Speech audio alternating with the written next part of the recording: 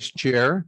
Our chairman is absent today due to an illness in her family. So I will call the meeting to order at this time. And we have a pledge of allegiance, which Director Pick will lead us in. You remember the words? Repeat after me.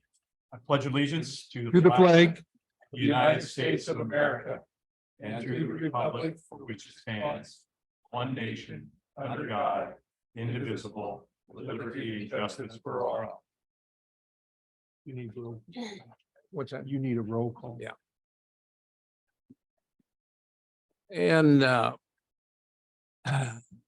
Denise, will you call the roll to establish a quorum?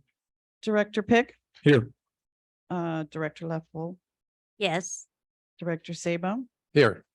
Director Miller, Here. and Chair Sani's out. Okay. This is time for communications, announcements, and informational items from the staff and or the board. Staff, do you have any items that you want to share with the board? Okay. Any other directors want to share anything with the board?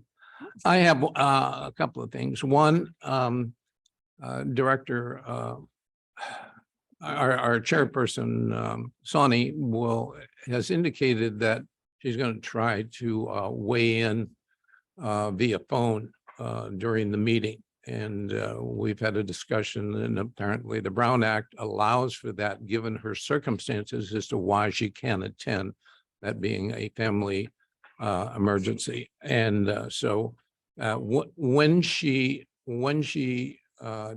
if and when she comes on board, I will allow her into the meeting as a member of the board, subject to a vote of the board members that which I will take at this time. Yeah. Am I okay doing that? Yeah, let me clarify a little bit. The Brown Act does allow, under the new rules that were just amended and put in place in January 1, and we had a presentation about it, I don't know, about a month or so ago. Yep. It does allow for an item to be added to the agenda that we didn't know about due to a medical emergency. She's helping someone with some medical issues. It does allow an item to be added to consider allowing the board member to attend remotely. And then if that's the case, if it's approved by the board, then well, first it's a two-step process. First, you have to add the item to the agenda. That requires a 4/5 vote of those in attendance, which in this instance would be all of you. And if it's approved, then that would add it to the agenda. Then you would need a motion and a vote to allow her to participate. That's by a simple majority.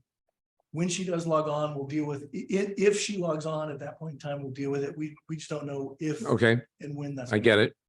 Are there any questions from the board as to what Scott just said and what we're trying to do here? So they didn't cover this in my MBA program, geez. So anyhow, the second announcement, we will do that following item C on the agenda. Second thing I want to do is apologize to members of the public that were concerned about the fact that our request for proposal for the fire department and the architect for the potential new terminal building were not on the website. We will remedy that in the future, but apologies. It was a matter of competitiveness because the proposals all had dollars associated with it, and we didn't think it was appropriate to share those dollars for the benefit of each one of the proponents. So apologies, that will not happen again in the future. Mr. Chair, can I Yes. clarify a minute? The RFPs and the backup documentation that everybody had to use to bid, those are on the website. They have not been taken down. The proposals that each party provided to the airport, those have not yet been added. They will be added after this meeting. because we felt- Okay, well, I'm glad you clarified that. I couldn't find the RFPs myself, and I spent a long time looking, so any event, hopefully that we will improve that process of being able to look at the RFPs that are outstanding for any of our contracts. And number two, I think we'll remedy the situation as to whether or not the proposals can be prepared and posted online, separate and apart from the cost elements of each one of the proposals. So that's the end of my announcements here, and I will proceed to take the advice of counsel. And what's the first thing I have to do? I have to get agreement among the board that we will do what?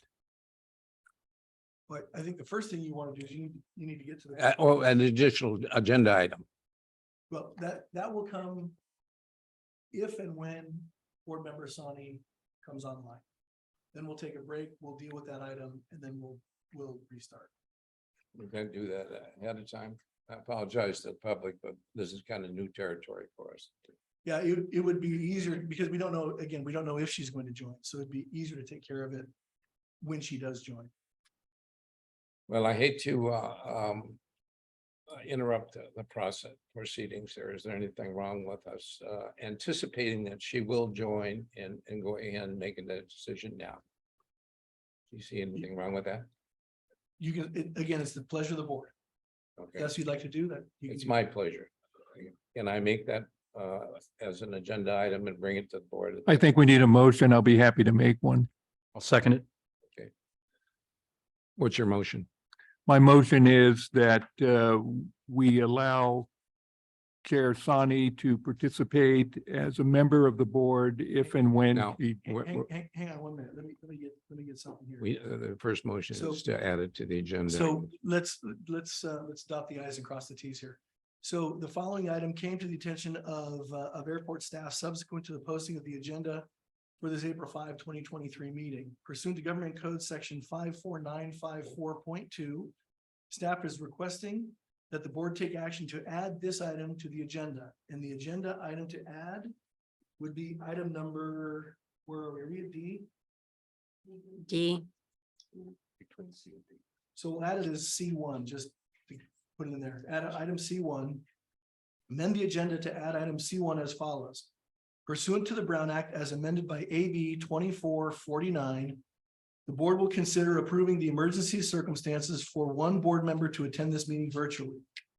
And the reason for her attendance is a medical emergency. She's taking care of someone this morning. Okay, So that requires a motion, a second, and a a motion to consider that. motion to add this item to the agenda. Yes. Okay. That's my motion. Second. Oh, good. I'm glad we have an experienced hand here. So, all right, having heard the motion, any discussion among the board members? Any members of the public want to weigh in on this, if you understand it? Oh, so good. Hello, my name is Hans Wilsnas. We know you. Yes. City of Monterey. Thank you so much for allowing me to speak. I would be curious to find out when the chair is joining you, if she had the benefit of listening to the presentations. If she didn't have the benefit of listening to the presentations, I think the board should consider whether she is able to weigh in and give you a recommendation. Thank you so much.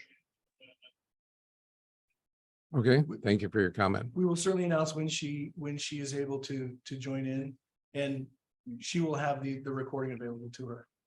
Okay.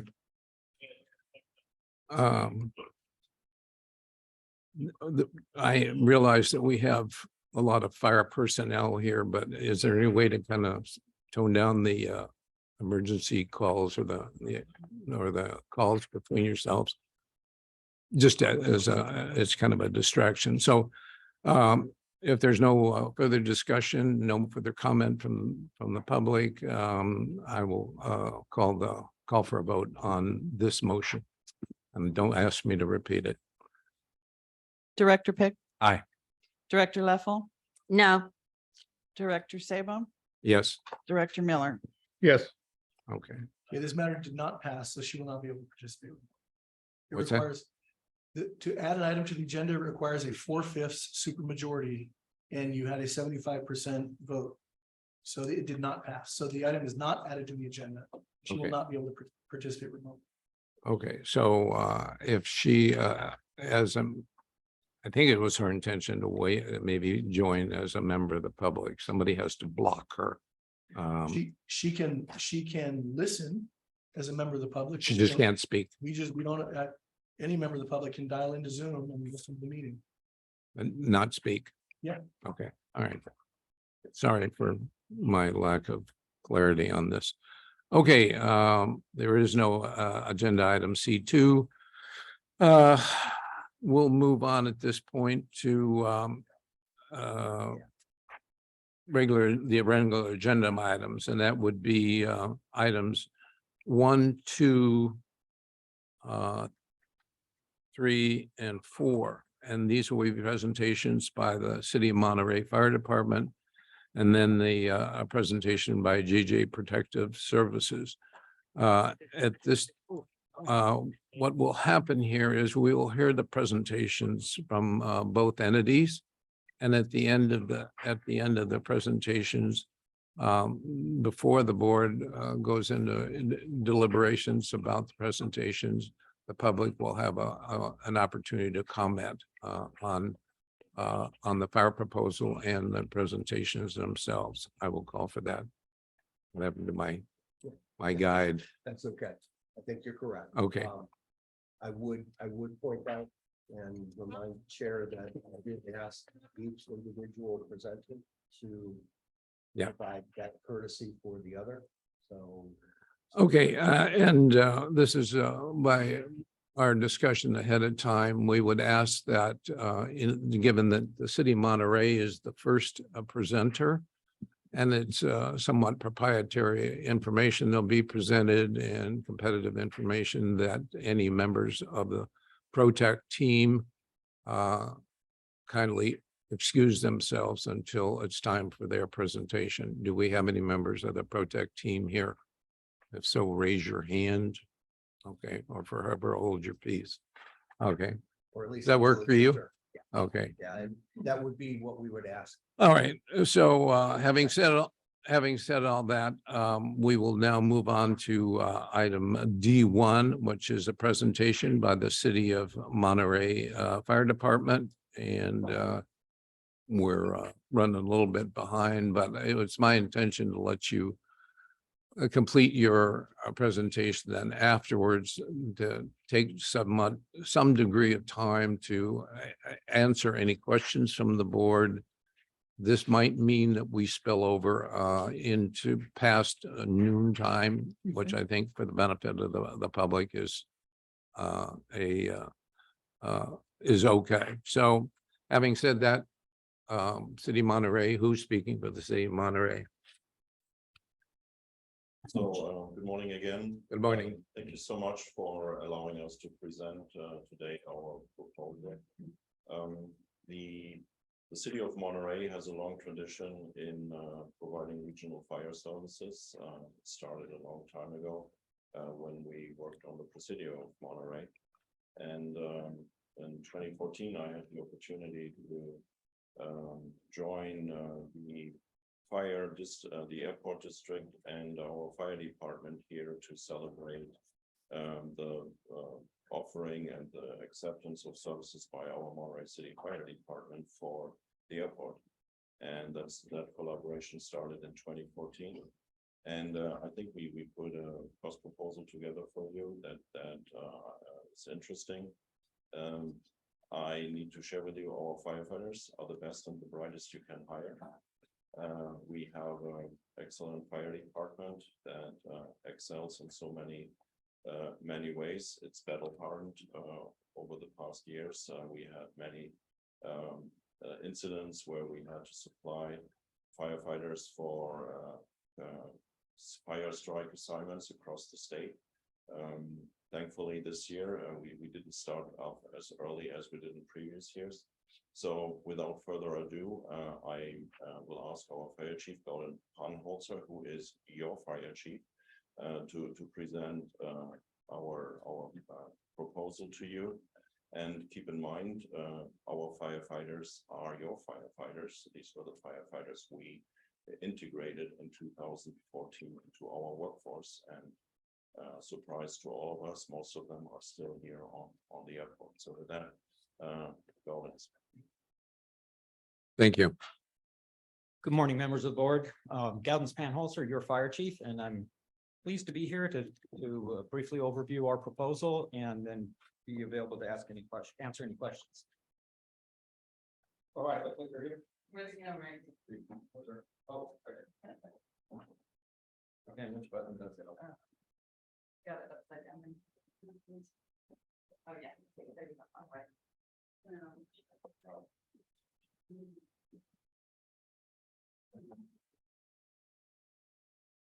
All right, there we go. As the city manager mentioned, the city of Monterey has a long history of providing regional fire services, starting in 1956, when we first entered into an agreement with the Presidio of Monterey and the U.S. Army to provide services. Numerous local studies have shown over the years that regional approach to fire services is very effective and the most efficient way to provide those services.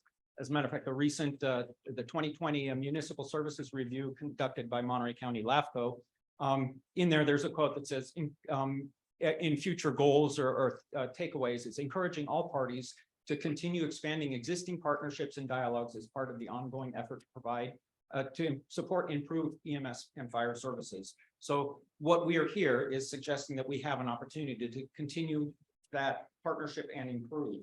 Other agencies and local jurisdictions that we partner with, the City of Sand City, City of Pacific Grove, City of Carmel by the Sea, the Naval Boat Support Activity Monterey, and La Mesa Village. What you get with the Monterey Fire Department is an all-risk fire service fire department. In addition to doing aircraft rescue and firefighting, we provide emergency medical services. And what you get with emergency medical services, we are an advanced life support provider. So we provide paramedic services, not just basic life support for in your RFP.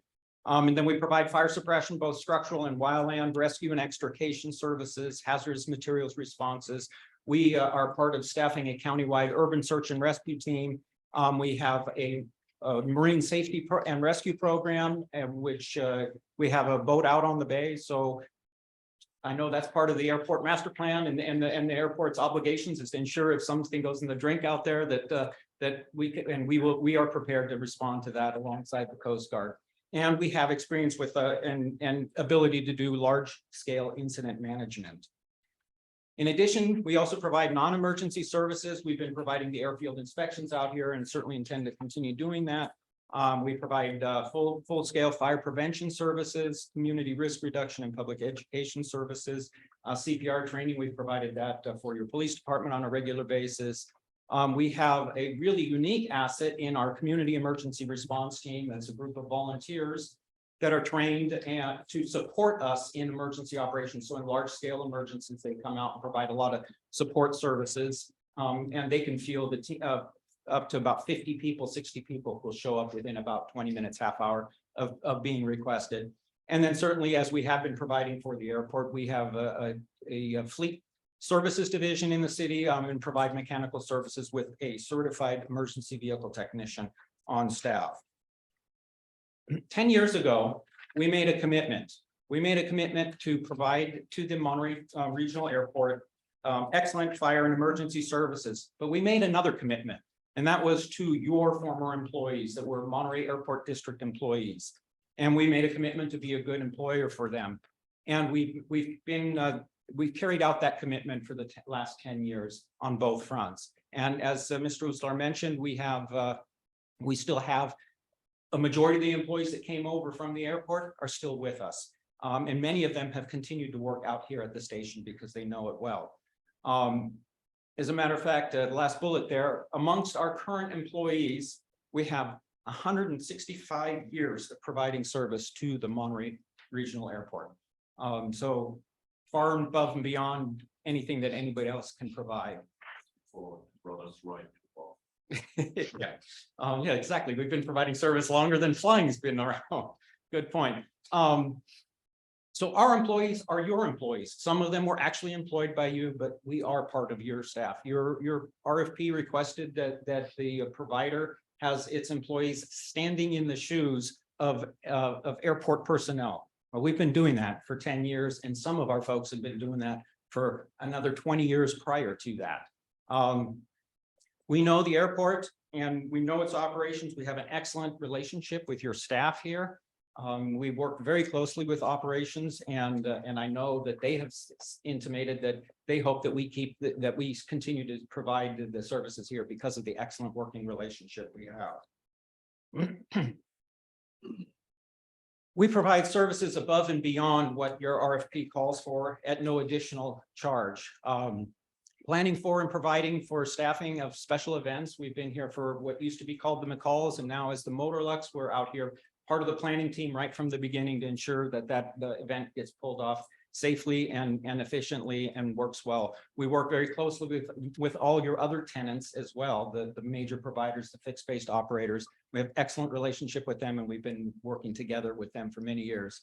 You may recall that a couple of years ago, when we were all dealing with the pandemic, we provided a vaccine clinic right here at the airport with our staff administering vaccines to your staff and their families and the community and the public long before any other provider would have been willing and able to do that, because we pushed the envelope on defining what was emergency services personnel and included our airport family in that definition. We have successfully planned and executed 3 triennial drills as your fire department. And received very high marks from the reviewers and from the FAA on that. And we've also done the in-between years of the tabletop exercises. We've either partnered with your staff to put those on or actually put those on. Another important thing about us is we are local. The majority of our personnel live within 1 hour of the area. So we have some folks in Santa Cruz, Salinas, whatever, but we have people that are available. So if a staffing challenge should come up, somebody goes home sick and we need to fill a seat quickly, we can do that very quickly because we have people that are immediately available. We don't have to fly somebody in from somewhere on the East Coast or something to get staffing in here. We know the area, we know our unique community, and we know the people. We have relationships and partnerships with the same people that the airport district has relationships and partnerships with. We are part of the larger family of service providers and the businesses in the area here. And very importantly, our personnel are your passengers. As a matter of fact, just last night, I booked another flight in and out of the Monterey airport for a vacation I'm taking in a month. So we are fully vested in the success of the airport. It means a lot to us that this airport is successful and safe and operating well, because it is in our community. Yep. Depth of resources. Another thing that you get with the city of Monterey and the Monterey Fire Department is not just a staffed ARF and a staffed engine here at the airport, but you get a whole fleet of resources immediately available. We staff 5 additional engine companies every day, as I mentioned, including paramedic services. We staff a truck company and a 24-hour on-duty division chief, not one of the staff here at the airport, but somebody who's a chief officer that can come in and oversee major incidents and deal with other issues necessary, especially relating with staff members here and integrating with operations. Available 24/7, 365. And then we have local administrative chief officers. So those of us that work the Monday through Friday, 8 to 5, actually we work like a 24/7, 365 job, but we're here, we're available. We all live locally and can come in off duty and after hours and deal with any kind of an issue that might come up.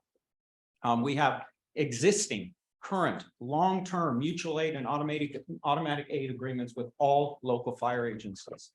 We know that there's times when an incident will be so large that we cannot manage it ourselves, and we have those resources immediately available to us right now because of existing agreements. And this is a nice feature that right after the airport came on board to the Monterey Fire Services System, we went through an ISO, an Insurance Services Office review of the fire department.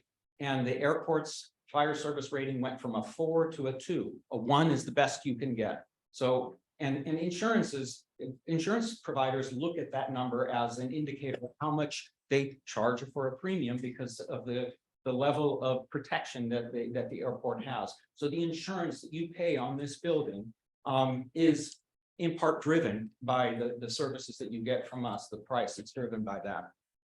An important thing about Decla Resources is just last week, sadly, we had an airport employee experience a tragic accident here on the airport. We responded naturally with the engine that's available here at the airport, but recognizing that it was a serious injury and needed better care, we immediately dispatched a second engine from off-site so that we could provide the advanced life support paramedic services. And a chief officer immediately responded. When we determined it was an airport employee, the assistant chief responded out here to make sure that that employee was getting the best care and treatment, and coordinated with your administrative staff to ensure they were constantly kept informed of what was happening and how that employee was being treated. That's what you get from the Monterey Fire Department. That depth and that caring, and that we consider you part of our families. It's important to think not about what's day to day, but the what if. If a significant event were to happen here on the Monterey Airport, the staffing at the airport fire station is totally inadequate to handle that emergency. It provides the immediate first effective response. The purpose of having a staffed airport firefighting unit is to create that clear exit path for those people on the airplane that are able to extricate themselves, to provide them that safe path of exit. It's not designed to put out the fire. It's not designed to do any kind of a rescue. You need additional resources for that. Monterey has 3 additional fully staffed companies with about 7 minutes response time to the airport, within 7 minutes. And we can provide the full first alarm response of 4 engines, a ladder truck, the ARF unit, and a chief officer within 10 minutes. Nobody else is in a position to provide that level of service to the airport in that what if scenario. We have personnel that have direct experience in handling aircraft emergencies, significant aircraft emergencies, and we have people who have had experience handling mass casualty emergencies, which is probably what an aircraft emergency will amount to being. Fire will be out fairly quickly. Now you got a lot of people to deal with. On our services, we currently have 12 fully qualified current ARF personnel. They're the ones that are working in your station right now. We have a long-term agreement with the Dallas-Fort Worth training facility because we know that we need to provide this on a long, an ongoing basis. The personnel all here assigned to the airport station have all been qualified as ARF personnel, and certainly anybody that is on the ARF has all the required mandatory training, and we've passed all the FAA inspections and reviews on that. Every single Monterey firefighter gets training on airport operations, on how we do business out here, and during their probationary year, they spend some time working at this station so that they know how things happen out here. They get to know the people and the operations. And all of our division chiefs also have had the ARF training. We send them to Dallas-Fort Worth. And the reason for that is after that Asiana crash, one of the major takeaways was that the chief officers that responded to that did not know the details of the airport operations. And so once that happened, I made a commitment that we were going to make sure that our folks were not going to be in that position. You have 3 more minutes. Excellent. I'm coming to the end here. So I know that our proposal, especially if you look at the bottom line price, is probably more expensive than the other one. I guess a little bit of the adage, you get what you pay for, holds true there. But what we did is we priced it for exactly what the RFP said, that it called for the staffing the station with 3 personnel and providing all the other ancillary support service, making sure the training's done, et cetera. But we do business a little bit differently with our partners. We prefer using the projection true-up methodology. So we give you a price each year, and then we go back and make sure that you didn't pay too much. So that we go back and true it up and look at what what were the actual costs, and we provide you all the background data and everything to show you that you're only paying for what it actually costs. But more importantly is in our proposal, we state that we want to negotiate the price to be something that works for both of us. Over the last 10 years, we have benefited from having the engine company here available to respond to parts of Monterey. Unfortunately, with the relocation of the fire station, it changes the dynamic, but we firmly believe that there's still an opportunity that we can get, that the city of Monterey can benefit from these resources. And so we want to continue to explore that. There are some things one of the things that needs to be done is we need to explore what it would take to get permission to cross the runway, because responding around the runway is not feasible. We've already timed that out to see how it would work. But that would require an agreement between the tower and the airport itself to allow that. So we need to explore those things, and we believe that we can once again find a great way to partner in the benefit of having the station staffed out here, so that it can also benefit the city of Monterey residents. And certainly that would come with a considerable reduction in cost to the airport, because we would be sharing in the costs. The other thing that we do for our partners is we constantly are looking for grant opportunities. We've had staffing grants. The airport has benefited from cost reductions because of the staffing grants that the federal government pays to help cover the cost of some of our staffs. We get equipment grants where we purchase equipment and things like that using grant money, and we always share the benefit of that grant with all of our partners. So given all those things, I think there's only one clear choice, and that is that you continue to partner with the city of Monterey and be part of this very effective and efficient regional fire services system. So thank you, and with that, I'm prepared to answer. Thank you, Chief. Good presentation. And now I'll bring it back to the board for questions of the city of Monterey and the chief. Carl, do you have questions? Yes, I have questions in the statement. First, thank you. I've been on the board here a long time. During these last 10 years, we really haven't had a lot of issues that come before the board. I can't really think of one other than a mechanical thing that came up, but that's value. There's a value to us not having to worry about this fire service. But the question I have is, what is that value worth? We're looking at an increase of almost $2 million, more than 100%, well, more like 150% increase on what we're paying. I just signed a check this morning for fire service, $112,000. Your proposal would be, the next checks we sign would be $260,000. That's quite an increase. And that is because, as I mentioned, the proposal, the bottom line price in the proposal reflects if we do not do any regional benefit or anything like that, I'm confident that we can reduce that substantially in working out the details of how we cost share and continue the regional benefit approach. One of the big disappointments for me, for like 12 years, 13 years, we've had a committee. We used to get together on a regular basis and talk about these things. I mean, just off the top of my head, my background is not in fire service, sort of a little bit related on public safety, but not fire service. But why couldn't we stage a structure engine on the south side? A lot easier to respond across the runway in a car and not a big fire engine. Cars traverse the runways on a regular basis. But we're not meeting anymore. We're not talking, and we seem to talk through lawyers now and not to one another about solutions. Now we're asked to approve. You're saying that maybe this price will come down, but the contract we would be approving would be 150% increase for service. And during your time here, those 10 years, the responses off airport far outnumber the responses on airport, don't they? They do. So a couple of things. I don't believe you're approving a contract today. You would be providing direction to the staff to negotiate that contract. There isn't a contract in front of you. So the final bottom line of that contract would be would be to work out. That's what, you know, as you mentioned, the lawyers will have to get together and have those conversations. And yes, you are correct. If you look back at the history, the contract originally started at $1.65 million, and it's come down since then because of the negotiations that we've done, and we've been willing to sit down at the table and say, how can we make this work better for all of us? And we shifted more of the costs to the city of Monterey by looking at where are the benefits, and let's balance the cost sharing based on the number of responses in each area. And yes, about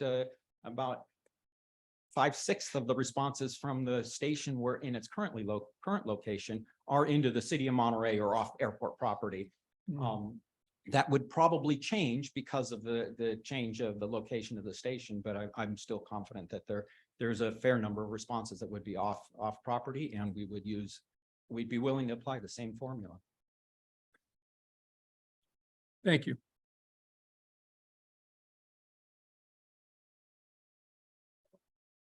Yeah, that's all I got. Oh, well, open to you. Thank you, Chair. Nick? Chief Panholzer, great to see you, and great to see you, Hans, and the rest of the firefighting team from Monterey. First of all, let me echo Director Miller's thanks for great service over years. I'm relatively new to the board, but of course I know you guys from a different perspective, and I'm keenly aware of the quality and the esprit that the department brings to its fire service, not only in Monterey, but here at the airport and regionally. So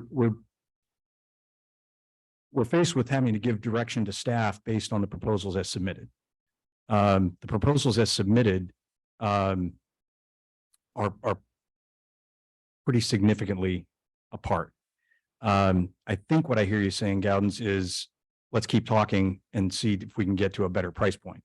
We may or may not have that ability once we get to the point of giving direction to staff. But one question I have for you is, what value does the city place on the fire station on the north side? Was that factored into your proposal as submitted? The fire station positioned on the north side of the airport would certainly be able to serve a different portion of Monterey. Unfortunately, we have a fire station that's within minutes from there, and if you add the time to get through the security gates to respond off property at the airport, there isn't a huge benefit to the station to that part of Monterey. But like I said, we believe that there are opportunities to explore a different, having permission with the airport tower, for example.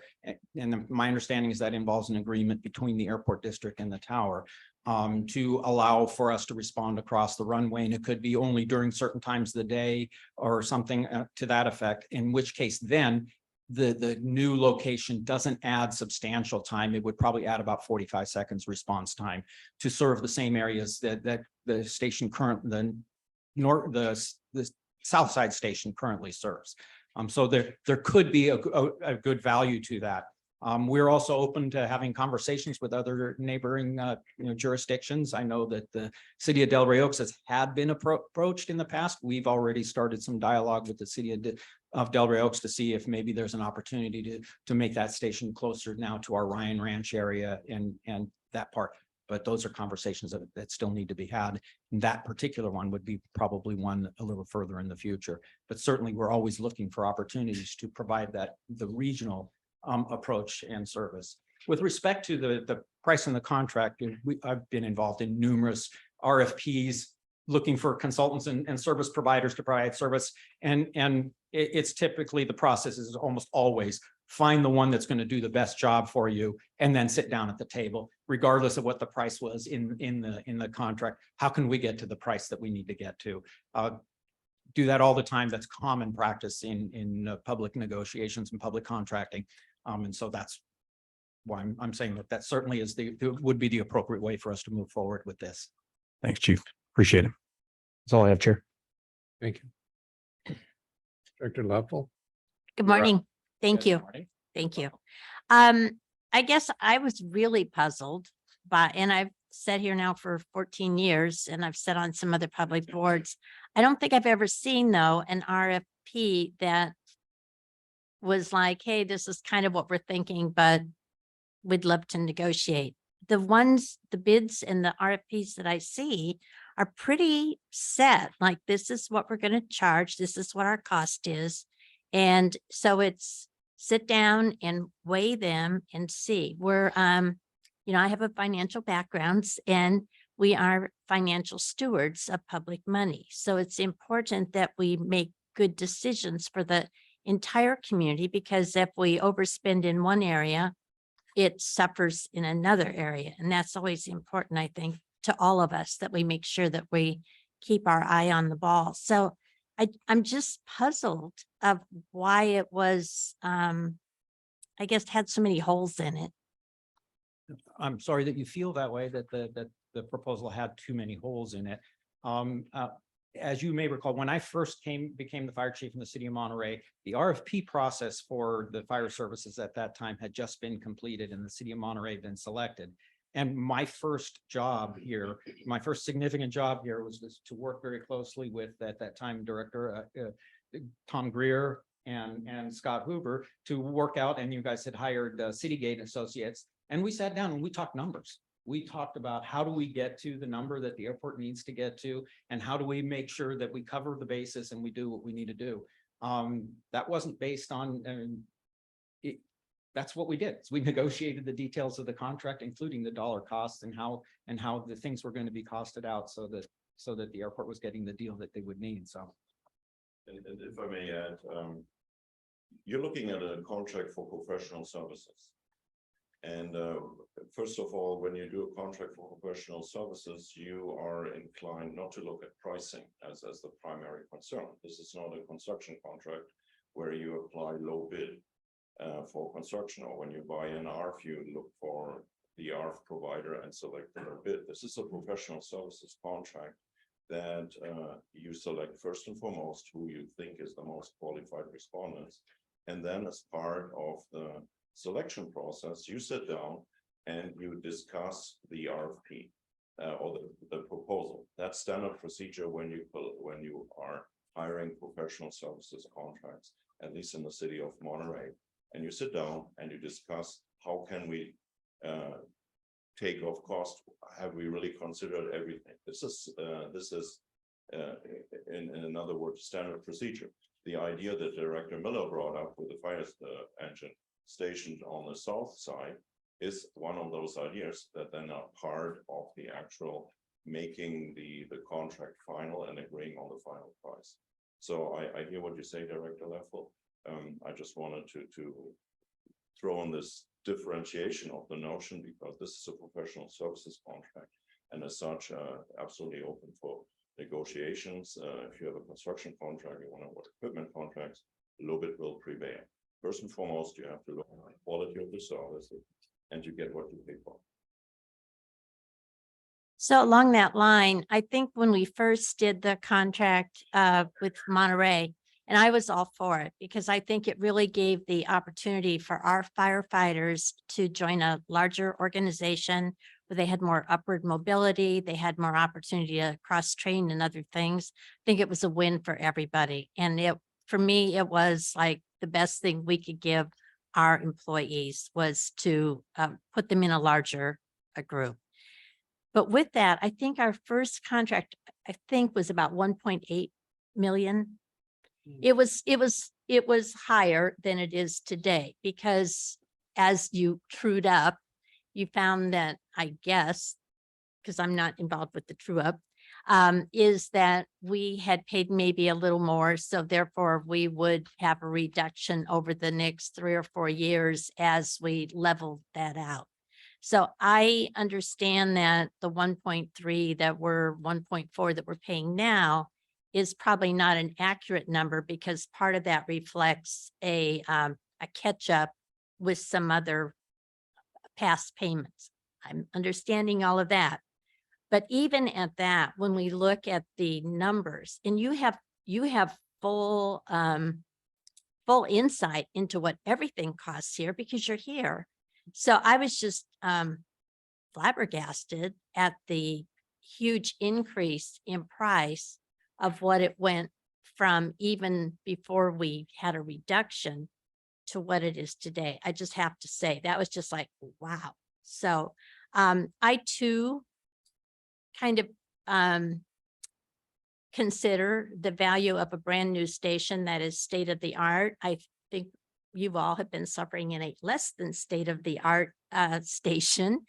And also the fact that we provide some pretty good updated equipment, because with FAA and with our ability with occasionally new fire trucks, new opportunities for things, we don't just say, can you bring us everything? We also provide some, I think, updated equipment and are a pretty good partner in that. So for me, as I said, I'm puzzled with the dollars. They just were like, wow. And I guess I'm sad that we haven't had negotiations for a long time. I look at the fire prevention piece in the slide, and I know that we had an issue with some trees, which to me are partly a fire prevention thing. And I guess I would have asked that our fire partner weigh in a little bit more on that. I think when I look at the longstanding mutual aid, and I have a question. So if we were to choose another provider, does that mean there is no mutual aid, that you would not answer calls to the airport? Currently, the only other provider in consideration has no mutual aid agreements in place with any other fire agency here locally. Mutual aid, by definition, is back and forth. If the provider only staffs the station as per the RFP, they would not be providing, could not provide us with an engine company that's comparable to what we expect, because it wouldn't be staffed. So they would have to contract with you. For mutual aid. They would have to sit down with us and I mean, I'm not going to say, no, we're not going to respond. That would be No, I'm not trying to totally make you say that. contrary to you know, the ethical core of what I believe in, but the fact of the matter is, as of today, we are the single closest. We have the next 3 closest fire stations or fire companies to the airport. They haven't reached out to us to see, would we be willing to? But they don't have a contract yet. They have, Right, they have exactly. nothing. So yeah. But they could have, you know, that may add costs to them that they aren't aware of. I don't know. I don't know how they do business on that front. They claim that they are able to get mutual aid agreements in place. I suspect that they will have some good proposal for us to look at. So until I see that, I can't speak to that. And then what about automatic aid? Because I understand that's different.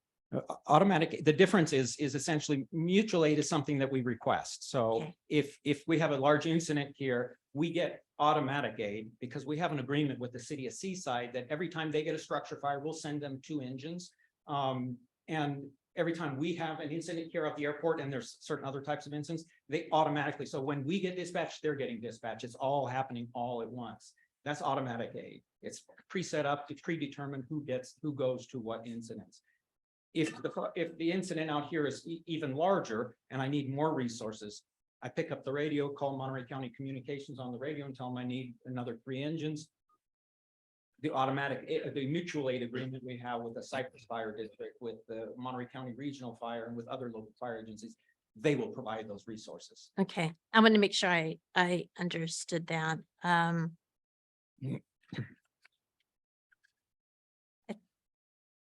I think that's the end of mine. I just, you know, I hope it works out, God ends. Just to kind of clarify a little bit about the history of where we were, the original contract was for 1.65 million back Okay. in 2014 when we started. And then and that was basically a price that was driven by what the airport needed, and actually roughly what your current, at that time, current fire department, your own fire department was costing you. And then the contract had it locked it in for a certain number of years at the same price, and then it escalated based on the CPI. And then subsequently, when Mr. LaPierre came on as the executive director, we sat down and he said, you know, let's look at the balance of the benefit And so we did, and we analyzed the number of calls off-site versus the number of calls on property. And let's share the cost of the engine, not the ARF, but the cost of the engine based on that balance. And so that's what drove it. And then so we were willing, and always are willing, to sit down at the table and say, is there something we can do different? Is there something we can do better to benefit everybody? And that basically was the outcome of it. And the shifting of that cost was gradually done. The price you're paying today is based on the 2018 cost of doing business, because that's when we worked out all the prices, and we agreed to gradually go down to that price. So you're paying $2018 costs today for the services that you're getting, because it was based on the numbers back then. There wasn't a cost escalator. We've of course experienced cost increases. Lately, everybody horrible cost increases. So the new price also reflects those cost increases that you've been immune to really for the last 10 years. So as you've negotiated the other cities that you provide services for, have they also seen such a high increase? Have they seen like over a 100% increase in the last 3 or 4 years? Well, but it's important to recognize that it's a different situation. Like in the city of Pacific Grove, they pay for the cost of the entire operation in the city of Pacific Grove. While there is a regional benefit of having the depth of resources, there isn't a shared cost. So that engine doesn't respond into Monterey, where Monterey says, oh, we'll cover part of the cost of that engine. They have seen, so they wouldn't have seen the same kind of price increase because they started at a higher price. The price that you're looking at is pretty much in line with the price that Pacific Grove and Carmel are paying for having a single engine company staffed. That's about what it costs to do that today. Because this unique situation where the engine here can also respond into the city of Monterey, we've been paying part of that price. So it's the cost of operating the station has been about the same as the cost of operating the station in Pacific Grove, but the city of Monterey is picking up part of that tab. And so now we're saying, if you were to pay the entire tab, here's what it would cost you. We're still willing to work out how we balance the cost, and depending on us being able to use that engine, some of that's beyond our control, and we would have to work that out in our negotiations so that the airport does what they need to do to make that happen. Then we'll go back to sharing the cost, and you'll see a huge reduction again, and you'll see probably a more normal cost of living over the years increase in the price of the contract. I hope that makes sense. I think so. Yeah. I have to think about it. Okay, thank you. Thank you, Chair. Well, I'm quite familiar. I've been on this board for forever, along with Director Leffel and Director Miller. We can't find a job elsewhere, so and the services that the Monterey Fire has provided have been excellent, except for that business with the oil, oil in the fire truck. But in any event, they've been excellent, and as you have described in your proposal, Mr. Russo, you described as professional. It has been very professional, so I want to compliment you on all that. And that's one of my considerations as one director here. But I am I have a couple of questions, but one of the primary one is related to this differential in the cost between what we're paying now and what you proposed, and the negotiation, because we're possibly going to direct staff to do something after we hear both presentations. So is it fair to say, and correct me if this is not fair, that you're charging, City of Monterey Fire Department are charging us $1.5 million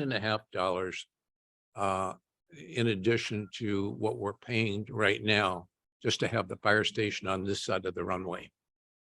Is the value of that $1.5 million all tied to your ability to access Highway 68 and Ryan Ranch? Is that the essence of the whole thing? And you said something about cost increases on personnel. I thought that's what we were doing on True Up all this time, but apparently we're not, so where are we on all this? And what I've placed as a value of $1.5 million so that you can use the firehouse on this side of the runway versus that side of the runway. And that doesn't sound right to me, so, and to distill it, if you negotiated with staff and you found out that you can cross the runway, does that bring the price down $1.5 million? And I know that's a tough question for you to, but yeah, that's why you get paid the big money, so. And I don't get paid $1.5 million. So it would be nice, but so yes, first of all, the answer to your question essentially is yes. It's because we know the value of the station to the city of Monterey and its ability to respond. We can look at the proportion of calls that we've responded to. That's where that $1.5 million difference basically rests. And certainly, I believe that it could be something comparable on the other side of the field. I can't say that with certainty without looking at. I know you don't have all that authority Right. to do all that, but Exactly. but you've looked at the numbers, and I'm not challenging, I'm sorry if I'm stepping on you, but we've got a limited amount of time. But you've looked at the numbers an awful lot regarding, particularly regarding the cost increases for personnel and all that. Is it fair to say that we can bring the cost down if you could access the other side of the runway feasibly? That the negotiations could yield a price that we all could feel comfortable with, that approximates something where we're paying right now. And I'm not holding you to that. I'm asking for your opinion. So I'm 100% confident that we can get to a price that we all feel comfortable is the right price. Well, we Absolutely. have to feel comfortable too, not No, just we you. all, and I'm including you in that. right. Absolutely. I can't, I'm not going to say that it's going to be comparable to what you're paying today, because like I said, you're paying $2018. Inflation will be a factor in that, but. Why weren't we this may be a little off topic, but why weren't we doing in the true up? Weren't we doing true up this whole time? No. The current contract calls for a true up to actually occur now. The first true up is this. Oh, for this okay. year. So, The contract that we negotiated in 18 was we provided what amounted to a parachute that got us all Yeah. into the proper pricing scenario. Understanding that the previous contract had gotten expensive, and we looked at a different model that would get us to a more competitive price and still compensate the city properly. So there was no true up for those first 5 I get it. years. Okay, thank you. And Chief, you also had in Exhibit B, you had an item that for overtime and out of class for $300,000. Okay. Are we paying for that now? Are we paying overtime? Are we paying for out of class right now? Or is this an add-on because we're doing a new contract? You are paying for it now. I always tell people, you have a fire department, you're gonna have overtime charges because we have to keep the seats filled. So if I hire 4 people to come to work here at the airport fire station today, and then one of them calls out sick, I can't operate with 3 people because our contract calls for 4. So I have to put a 4th seat in there. And we fill that either by hiring extra people or by paying overtime, and that piece. And so the 300,000 covers the cost of basically of keeping the seats filled. Okay, so that's- we're paying for overtime right It's now, included included in- in our, whatever the figure is, 1.567, Yes. something like that. Yes, it's included. Okay, and on mutual aid reimbursements, I don't know whether there have been any, but are you returning those to the airport right now? The mutual aid reimbursements happen when we send folks out statewide on the strike team assignments. That is an added cost to us. It increases. We basically have a separate overtime fund that we pay folks out of for that, and we reimburse that fund. So it's a direct reimbursement for the actual costs incurred for going out of state. It's not, there's no money that offsets costs for what we do day to day. City of Monterey is still paying overtime to keep our fire stations filled as well, just like the airport. We're still paying, the same level of overtime as what's included in the airport's contract. But when we send somebody out of county, that increases our cost. That's a new cost. And the reimbursement just basically neutralizes that new cost. Okay, So there's no benefit for anybody. okay, and Another auto cost. aid is not a reimbursable item, is Right. that correct? Okay. And excuse me, I'm kind of looking at my notes here. And will you be doing maintenance of equipment under this new contract if you awarded the contract? Will you be doing maintenance of the equipment? The RFP did not call for that. The RFP stated that the airport would be handling that, but we have actually, with the city of Carmel and with the city of Pacific Grove, we have a separate agreement between our fleet management services and the cities to provide maintenance on their vehicles. The airport is welcome to enter into an agreement with the city of Monterey to provide those services, or we can roll it into, as it is in the existing I get agreement, we can roll it into the agreement. We're open to negotiating that piece of it as well. Okay, daily inspections of the vehicle though, and adding oil if needed. All that is included. Yes, That's we do- included. We do a daily. Oh, that's inspection of good the to- vehicle. good to hear. Absolutely. And then one final item that you indicated that there on page 12, that there was something about higher authority decision-making. And let me pull that up so I'm rather specific about what I'm talking about here. Let's see. Oops, wrong page. Because the highest level of decision maker for the city of Monterey is located here in Monterey, communication between the key decision makers of both agencies is possible. There will be no decisions affecting Monterey Regional Airport Fire Service made that require approval from a higher authority located out of a town. I kind of got where you were going on that out of the town thing, but what higher authority, what are you talking about in your proposal here? Higher authority?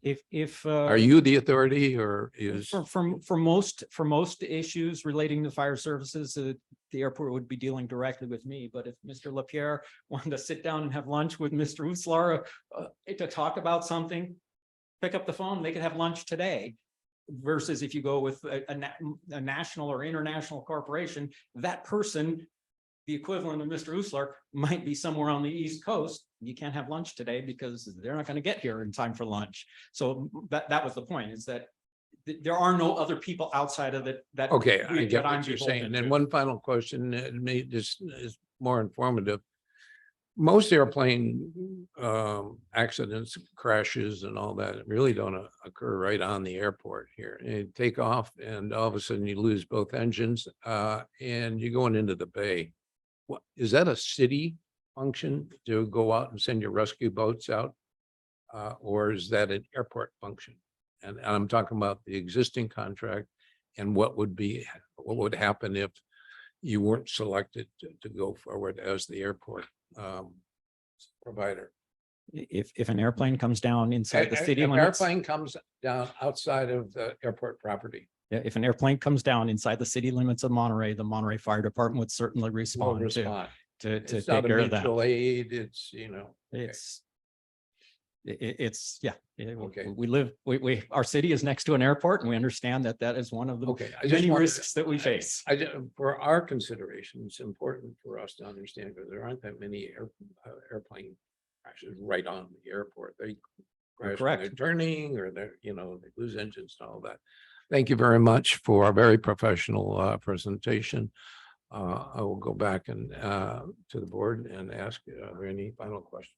Carl, Well, I that's- think you already answered it. Again, thank you for your presentation, Chief. But I was just curious, what is the cost that Carmel and Pacific Grove are paying for their fire coverage? We just sent them their projections for the next fiscal year, and they're right around 2.9 million. But of course, they're not staffing an ARF unit, so that reduces the cost a little bit. Are they providing the fire trucks or are you providing the fire trucks? They provide the fire station and the fire apparatus. Okay.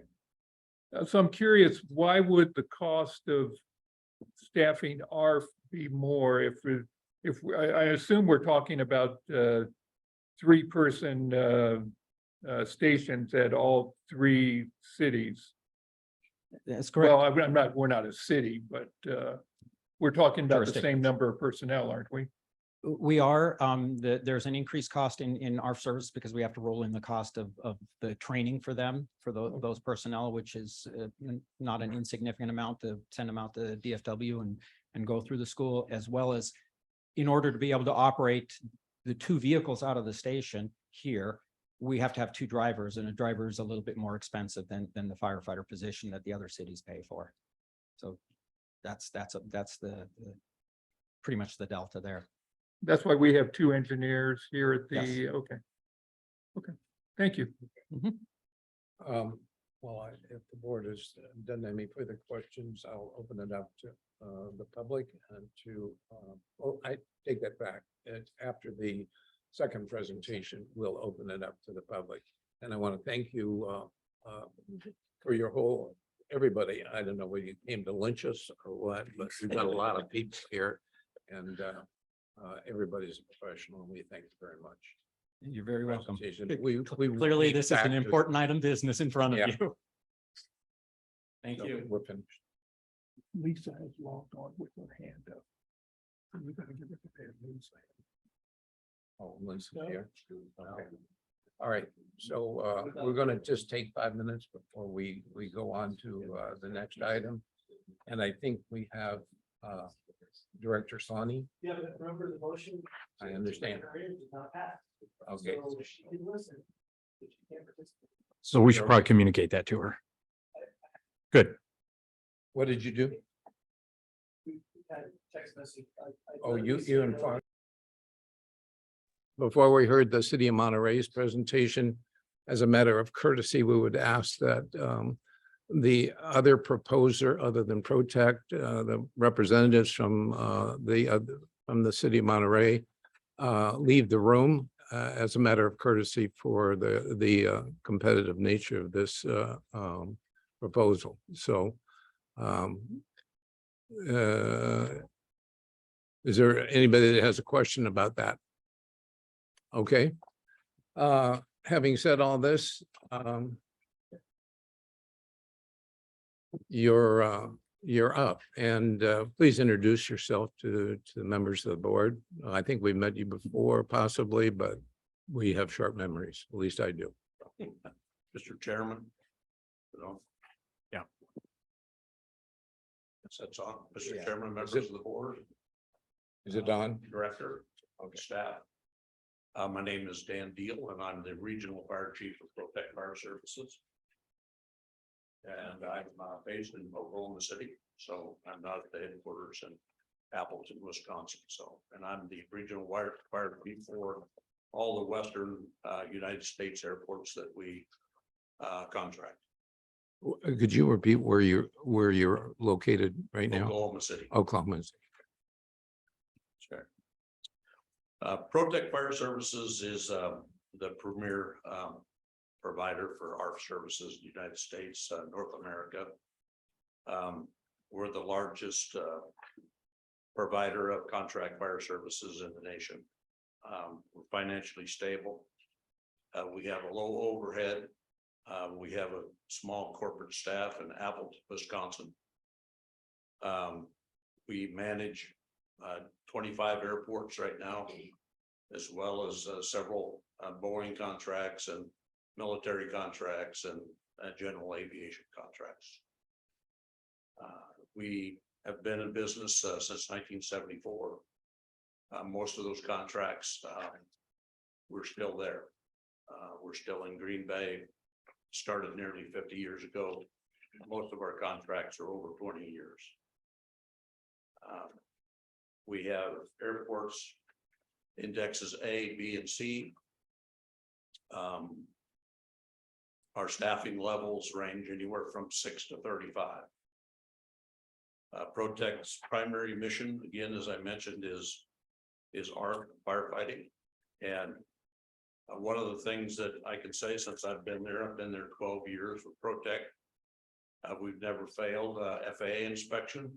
We've had excellent service. We teach at the FAA Academy in Oklahoma City. We train all the flight attendants.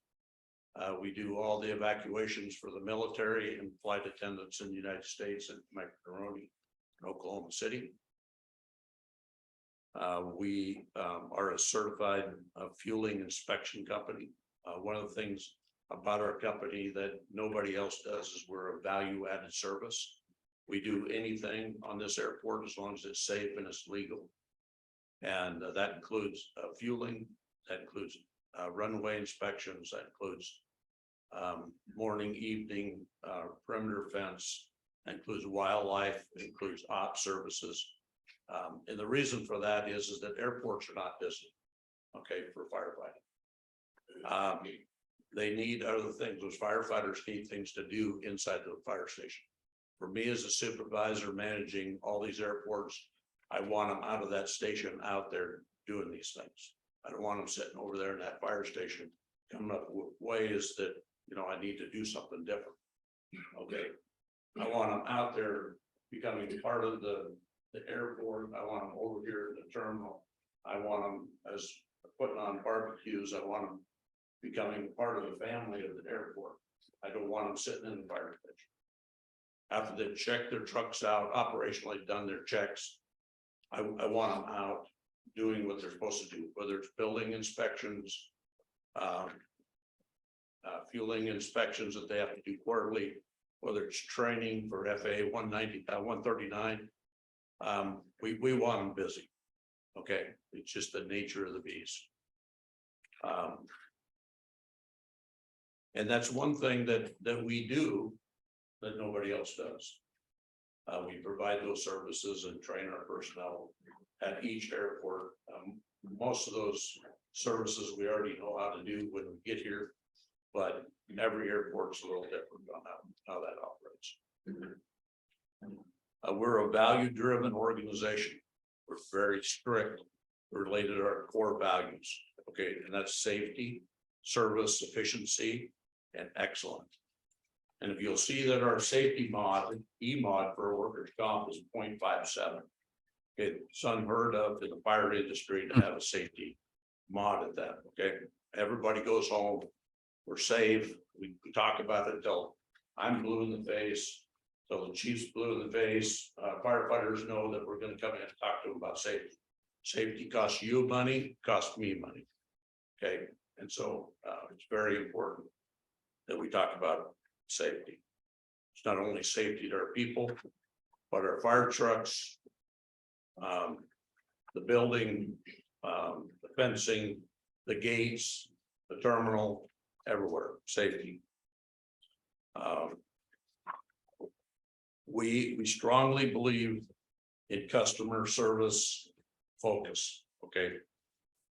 One of the things you'll hear if you call all over airports and ask the airport director is those guys will do anything.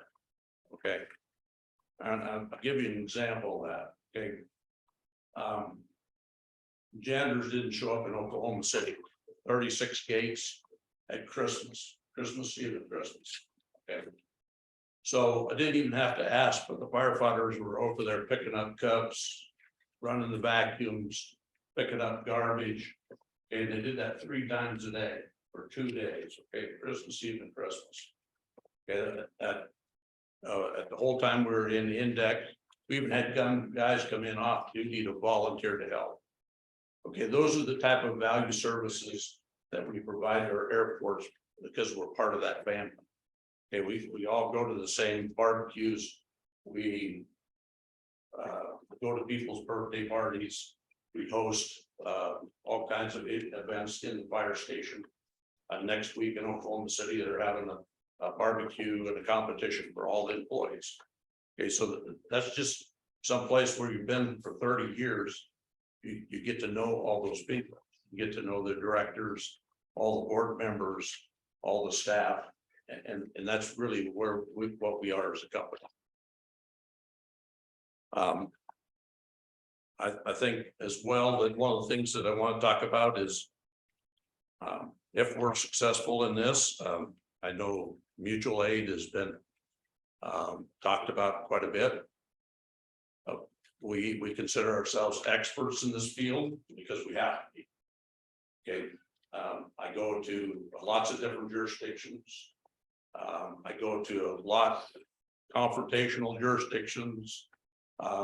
We have been successful in being able to go into those places and establish and be part of that mutual aid plan.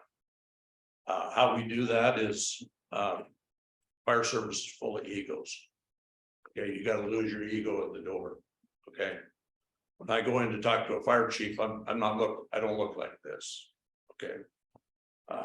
I'm wearing my civilian clothes, you know, I'm trying to work with the jurisdiction. That a lot of people are, very defensive when you talk about somebody that's worked in a metro fire department, most of their lives, has a lot more experience, and, I'm coming in to talk about a mutual aid agreement, and none of that is mentioned. But we have to build relationships between me and the chief, or the chief and I, and whoever we meet with. And sometimes it takes 2 or 3 meetings to do that. Maybe it's an off-site meeting. And all of our jurisdictions, we have mutual aid agreements. And you can call those fire chiefs and talk to them about those agreements and say, what do you think of Dan Deal? What do you think of Protect? And they'll say, those guys are honest, they're professional, and they don't have an agenda. Okay. And they work with us. We train with them. They're firefighters just like we are. Okay. So I think that's important. And I think one of that is I want to kind of turn over to Chief Edwards. Chief Edwards, if we're successful, will be our fire chief at this location as well. And I wanted him to talk about his experience in California, because he was stationed here as a chief and has worked in the mutual aid system here in California. And let him talk about a little bit about that. Chief. Good morning, everybody. My name is Sean Edwards, and I'm currently the fire chief for the city of Idaho Falls Regional Airport in Idaho Falls. So as Chief Dill mentioned, I spent just under 30 years working for the Department of Defense, and I recently retired. But part of that time, I served as the fire chief for DLA San Joaquin in San Joaquin, California. And we operated in a very similar mutual aid system as Monterey County. We have a proprietary ambulance transport company, AMR, and we successfully integrated in that system. Just as if we're the successful bidder, we would do the same here, where at least we would make every attempt to. So that's kind of my experience. What I would bring to the table is I do have some localized experience. So I'll turn it back over to Chief. I think with that, we're ready for questions. Okay, thank you very much for your presentation. I will start with Director Peck. Do you have any questions? Thanks, Chair. Chief, thanks for your presentation to both of you. Thanks for coming out. Obviously, let me just preface this. This is a potentially enormous change for us, right? We have a longstanding, strong relationship with Monterey Fire. And so considering this change is non-trivial. The question I'd have for you relates to your mutual aid agreement, potential mutual aid agreement. So we've looked, we've talked about it today. There's a fairly drastic cost differential. There's the services you provide in your proposal meet the RFP standard. They're terrific, but there's a vast difference in costs. We've asked the other party questions about their costs and how that might be impacted by certain aspects. My question for you relating to cost is, how might a mutual aid agreement that you would negotiate, and why I think it's by necessity you would need to negotiate it, potentially impact the price that you've submitted in your proposal? There is no price difference.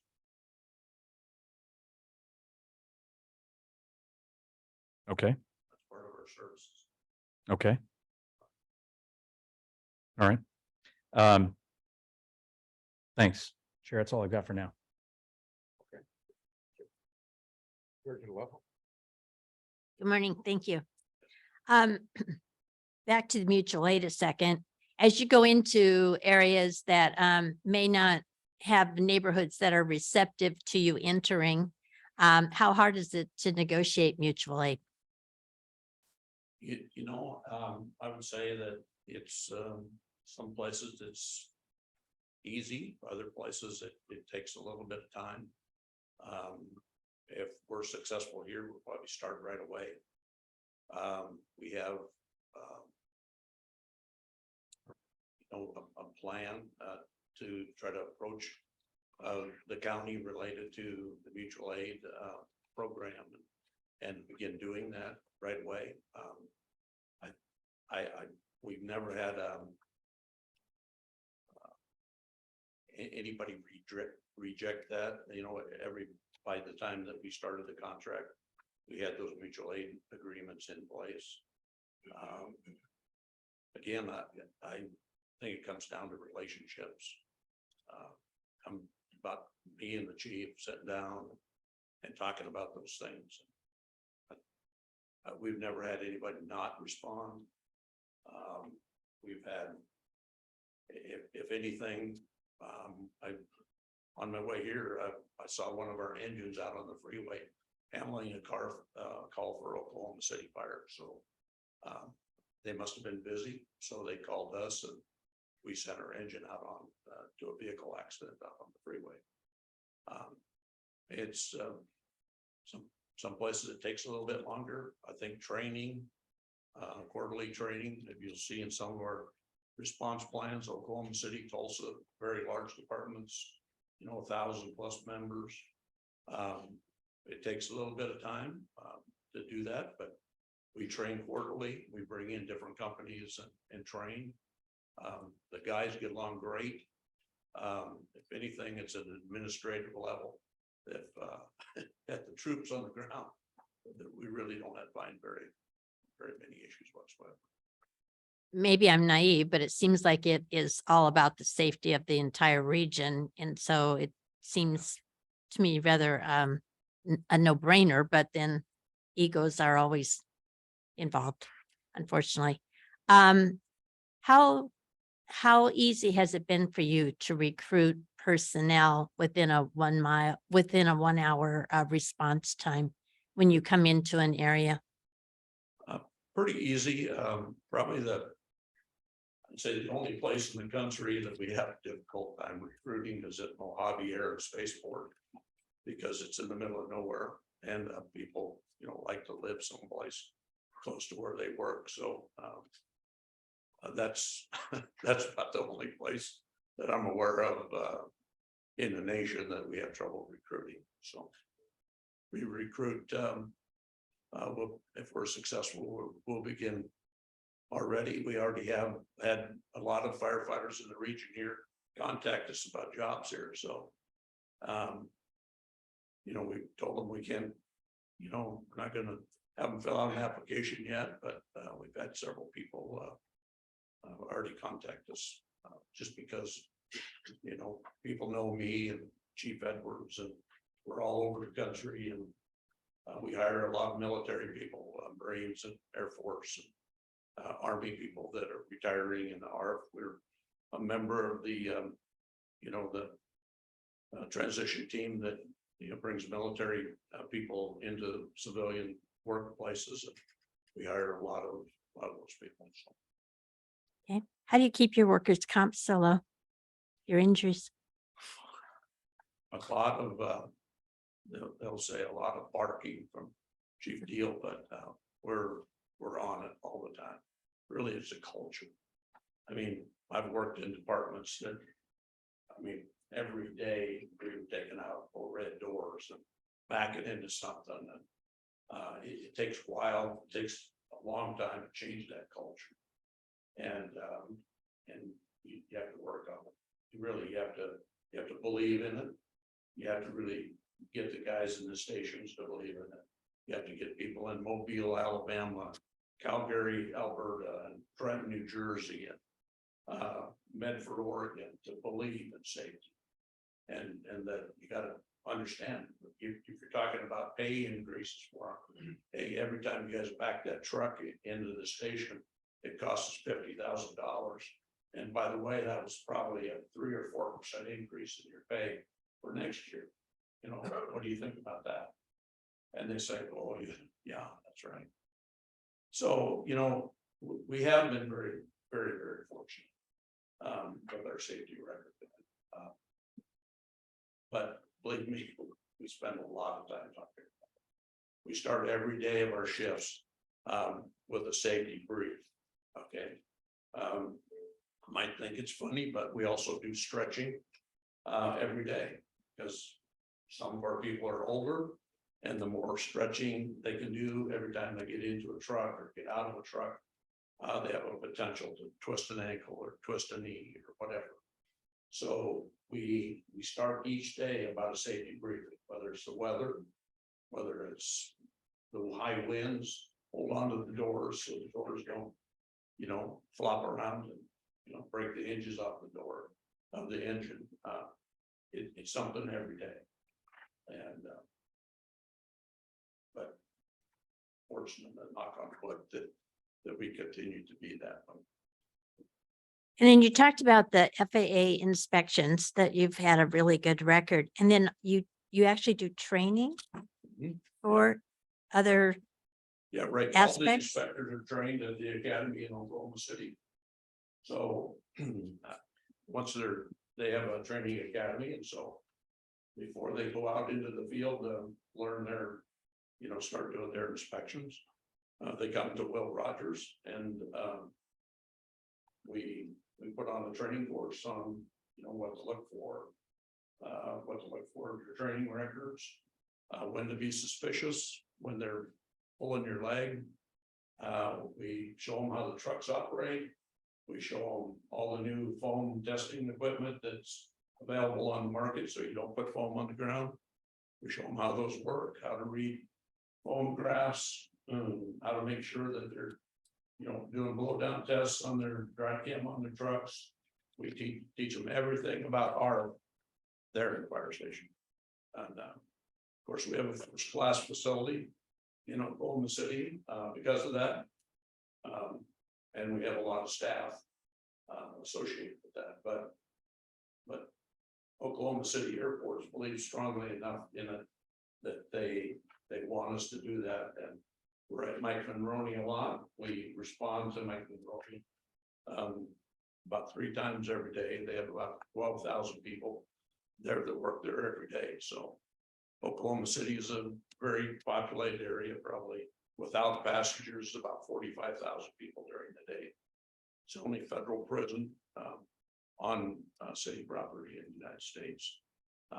But there's a lot of contractors, aircraft maintenance people that work there. It's 14,000 acres. So we do a lot of wildland firefighting as well. We have vehicles specifically designed for that. Of course, an ARF vehicle is one of the greatest wildland firefighting vehicle made. And of course, all the jurisdictions want to call you as soon as they have a wildland issue. So, but we do that every day. and I have one more question. There was a considerable difference financially between the two proposals. Is there anything that you feel like you've left on the table that you should have put in there that would make them any closer? No, absolutely. I think if anything, you know, there's an insurance issue. I think that we've already talked to the director about it. We've never had to meet that certain errors and emissions level that was in RFP, but you know, without that, you know, we've cut another $100,000 off our contracts. Okay, thank you. Thank you, Mr. Chair. Could you repeat that $100,000 thing that you were talking about? Yeah, the I executive? already talked to the director about that, so. So did you reduce the price of your proposal Not by yet. 100,000? No. Oh, okay, all right. I just want to make sure I understood. Yeah, Director, in the question period, the question was raised by ProTech about the insurance provision in the RFP. We responded to them that is something that we could have conversations about if they were the selected provider. As to who would pay?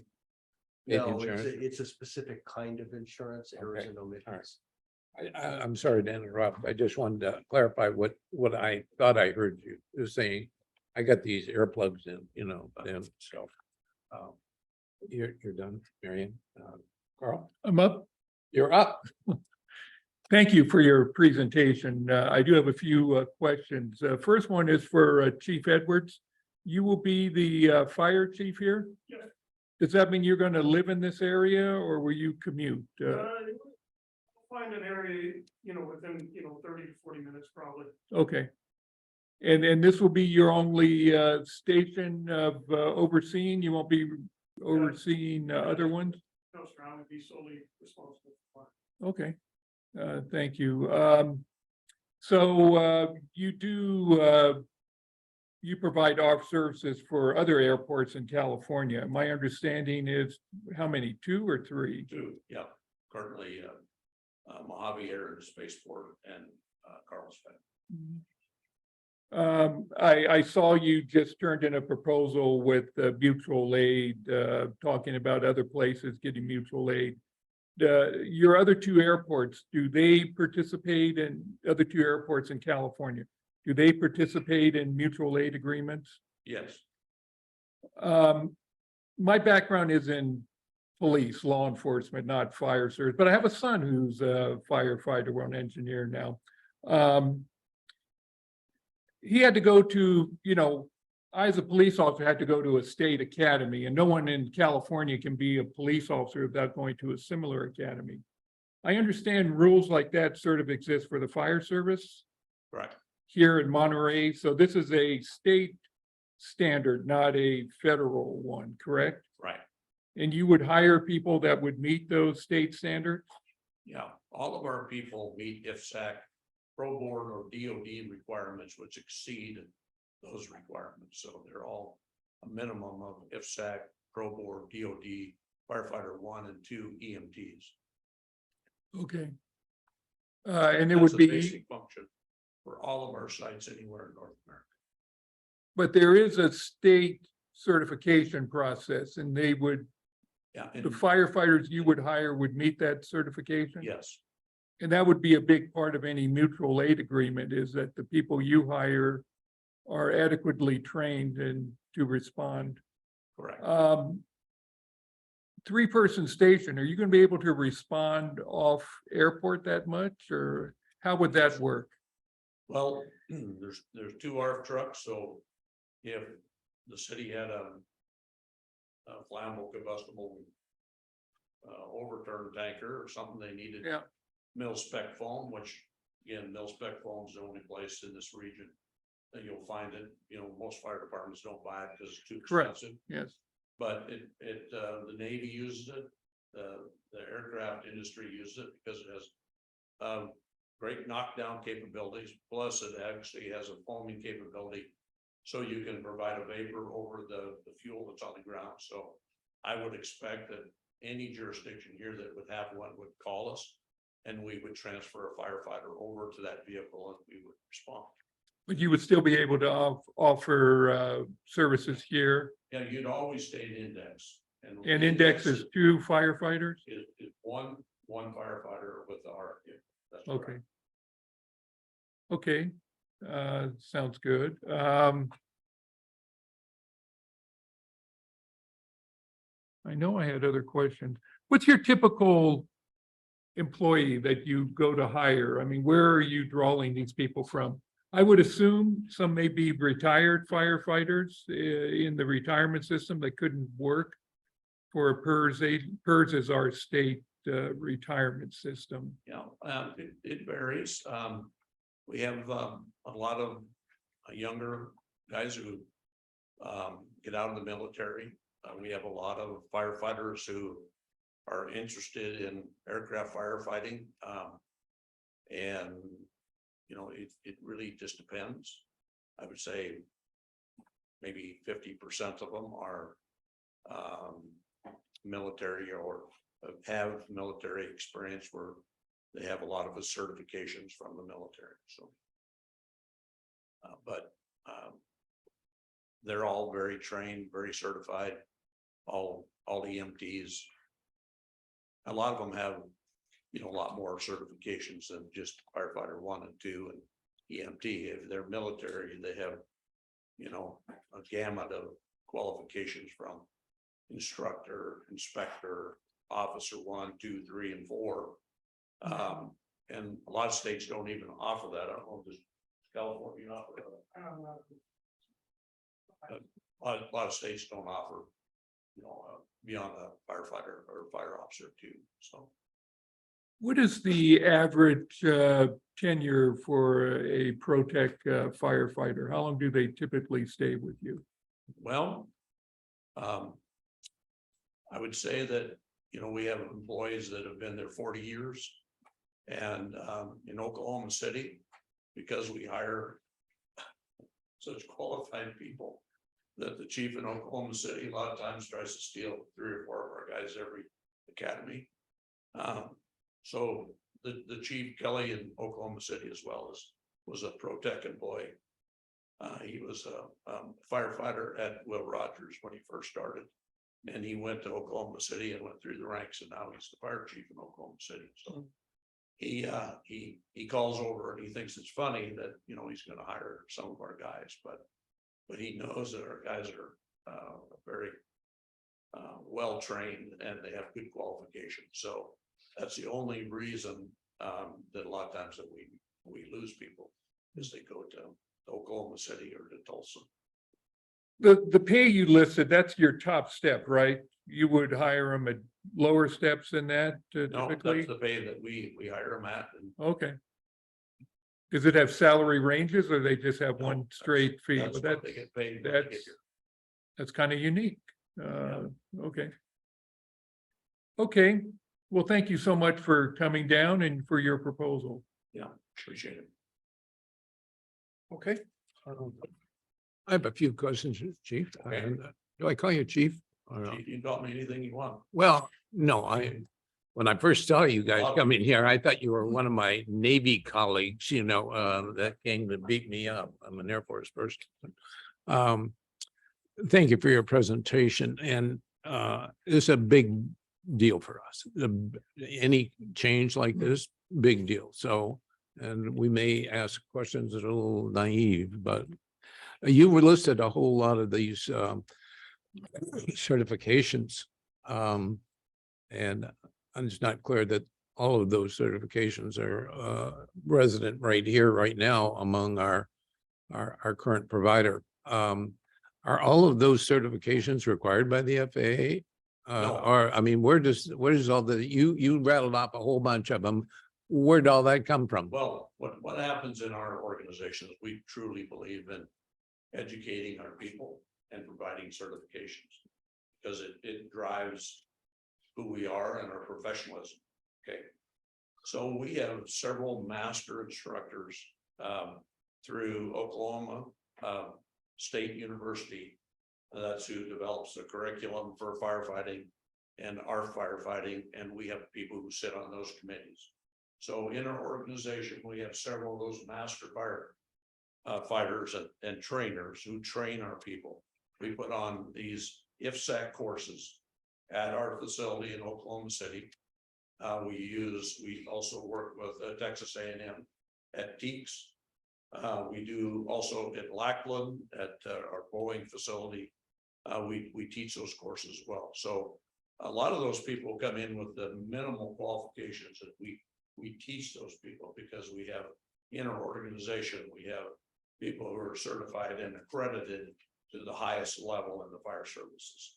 You don't get to a fire officer 4 just being a firefighter 1 and 2. You have to have experience, and you have to go through the ranks, and you just don't get it overnight.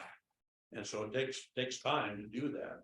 And but we invest that time and we put on those classes. What will be, let me step on you because we have limited amount of time on this subject. So what is going to be your criteria for staffing with your engineers or firefighters here? What is your criteria, minimum criteria for certification? Right off the bat, there'll be the minimum will be a firefighter 1 and 2. EMT, but we'll look for ARF driver operator or an IFSAC ARF as well. Most of the military people that we look at, some of the officers that we've already looked at are fire officer for. So those would be our captains. I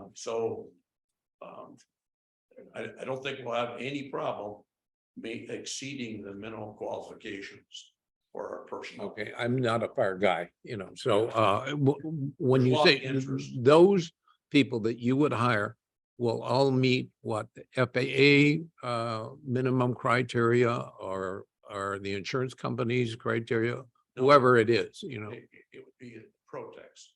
Okay. Minimal qualification. Do we have for staff? Do we have, does the FAA have minimum Yeah. criteria? They do in their advisory circular. They have a training curriculum. Will you meet the FAA Oh, yeah. circular? Yeah, we exceed. Okay, sorry to step on you, I just wouldn't, it's kind of important to us. No, Okay, oh, it is. and they're gonna, when they show up for duty, that's their certification is present at that time. It's not something they're gonna work towards, okay? No. All right. You mentioned that ARF is your primary mission. That's Okay, correct. what are your other missions? What are your, and I'm not trying to put you on the spot, but to the extent that there are other things that we might have to pay for or other things that you do, that's important for us to know. There is no other cost for anything else that we do here. Okay, so you understand a lot of our airports, we do structural protection. We do hazmat. We do ARF. We do all the inspection services. And a lot of our airports have engines. And we respond to structural fires as well as ARF incidents. And we have mutual aid for those calls as well with surrounding jurisdictions. Not all of our airports have structural capability because they don't have an engine. Yeah. But they do inspections, they do they do fueling inspections, they do runway inspections, they do. Okay, will you inspect our hangars here? Will you Yes. inspect our fuel provider? Will you Right. inspect those? Yes. And that's included in the price, That's okay? correct. Sorry, I'm trying to move this along because we have a limited amount of time. I noticed on your proposal that you had us paying for a chief's vehicle and also startup costs. And are we paying for overtime too? No, Okay. Now, on the chief's vehicle, and why are we paying for that? Why are we buying that?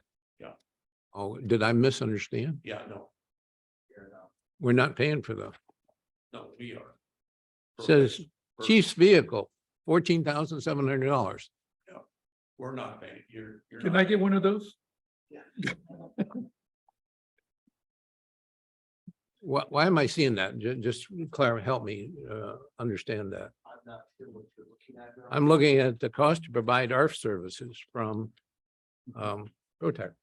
Those might be some of our internal startup costs, but those are not costs of the airport.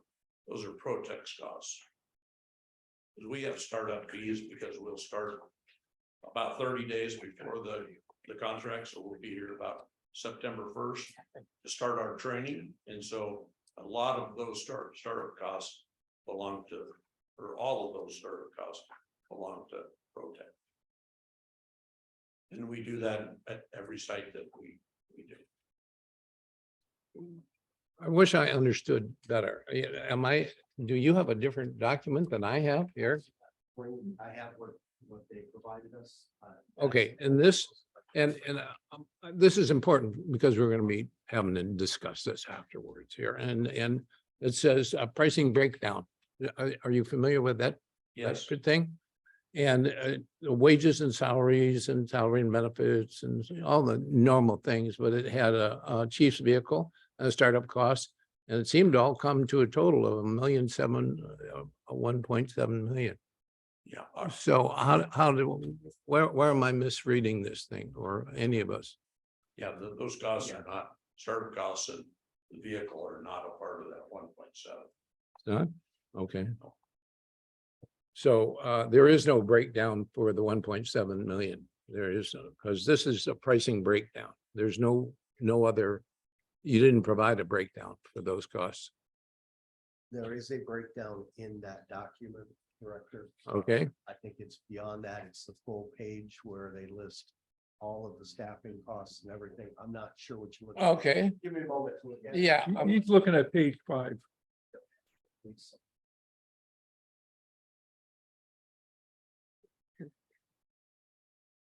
That one was a big one. Yeah. You got that? All right. sorry, we have a little confusion. I had a couple of other questions. That was, is it your intention to have all of your staff, I mean, engineers and chiefs and all that live within, say, 1 hour. 1 hour? You think that's feasible here? Yes. Seeing our housing prices here, so, okay, and then,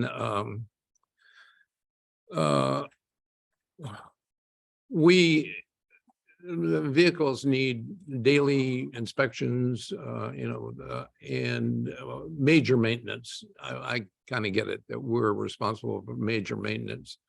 But if you've got a flat tire out there, how are you going to function? Are you going to repair the flat tire? Are you going to call up him and say, hey, get somebody over here to repair this tire? Yeah, we're gonna get a tire manufacturer to come over, a local one, to come and change that tire and repair it. Okay, so you're not doing any vehicle maintenance? No. Will you be doing any maintenance on the fire station? You know, if you run into the if you run into the door, like you identified there, We won't be doing it, but we will hire that to be done. okay, are you going to charge us for it? No. Okay. No, it's in our maintenance costs that we pay for those. Okay, all right. Not trying to put you on the spot here, No, just no, trying I to don't divvy have up, questions. the, how the, let's see, you mentioned, I think, no, I'm not certain about anything anymore, periodic performance audits. What is that? What is a periodic performance audit, and who? We normally come in, myself, a team of people who go through FA inspections all over the United States. And been in this long enough to know that every district is a little different. And the inspectors, we have a list of all the inspectors and what they like, they don't like, and everything. So we'll come in about a month ahead of time and go through all the records to make sure that It's kind of a pre-audit. that Chief Edwards has got all of his I get it. I's dotted and T's crossed. I used to do that in the In the aviation past, but business. I'm Yeah, not okay, sure. but you audit, the performance audit is geared towards, do we have the paperwork and do we have the stuff necessary to pass an FAA inspection? Okay, So when we use electronic software, I monitor that from wherever I'm at. I can pull it up. It's all web-based, so I can see what their daily log is. I can see any responses. I can see if they're checking their trucks. I can see all their training that they're doing and what they trained on for the day. I can see any of my airports at any time. okay. Will you be doing fire marshal investigations? And I don't know whether you use that term, but we have to assure that things are tidy around here so that they're not about to catch fire, and hangar inspections are one of them. Structures, and the new terminal, the old terminal, all those things. Somebody has to go and look to see if we have proper fire extinguishers, whatever it is, it's a We'll be safety doing those thing. inspections. You'll be doing that, and is that included in the pricing that you have? And periodically, it's been our practice to have reports provided to the executive director, and then he forwards them on to the board of directors so that we know what's going on, what the level of services you're providing and how much of it, you're providing. And do you anticipate doing that? Because I didn't see it mentioned anywhere in your Yeah, proposal. We do that at several of our airports. In our web-based system, every day we have a daily roster, so it'll show who's on duty, who's on what vehicles, and we'll a lot of times you just pretty much send it to the director, so Okay. he sees that everybody's on duty that's supposed to be there.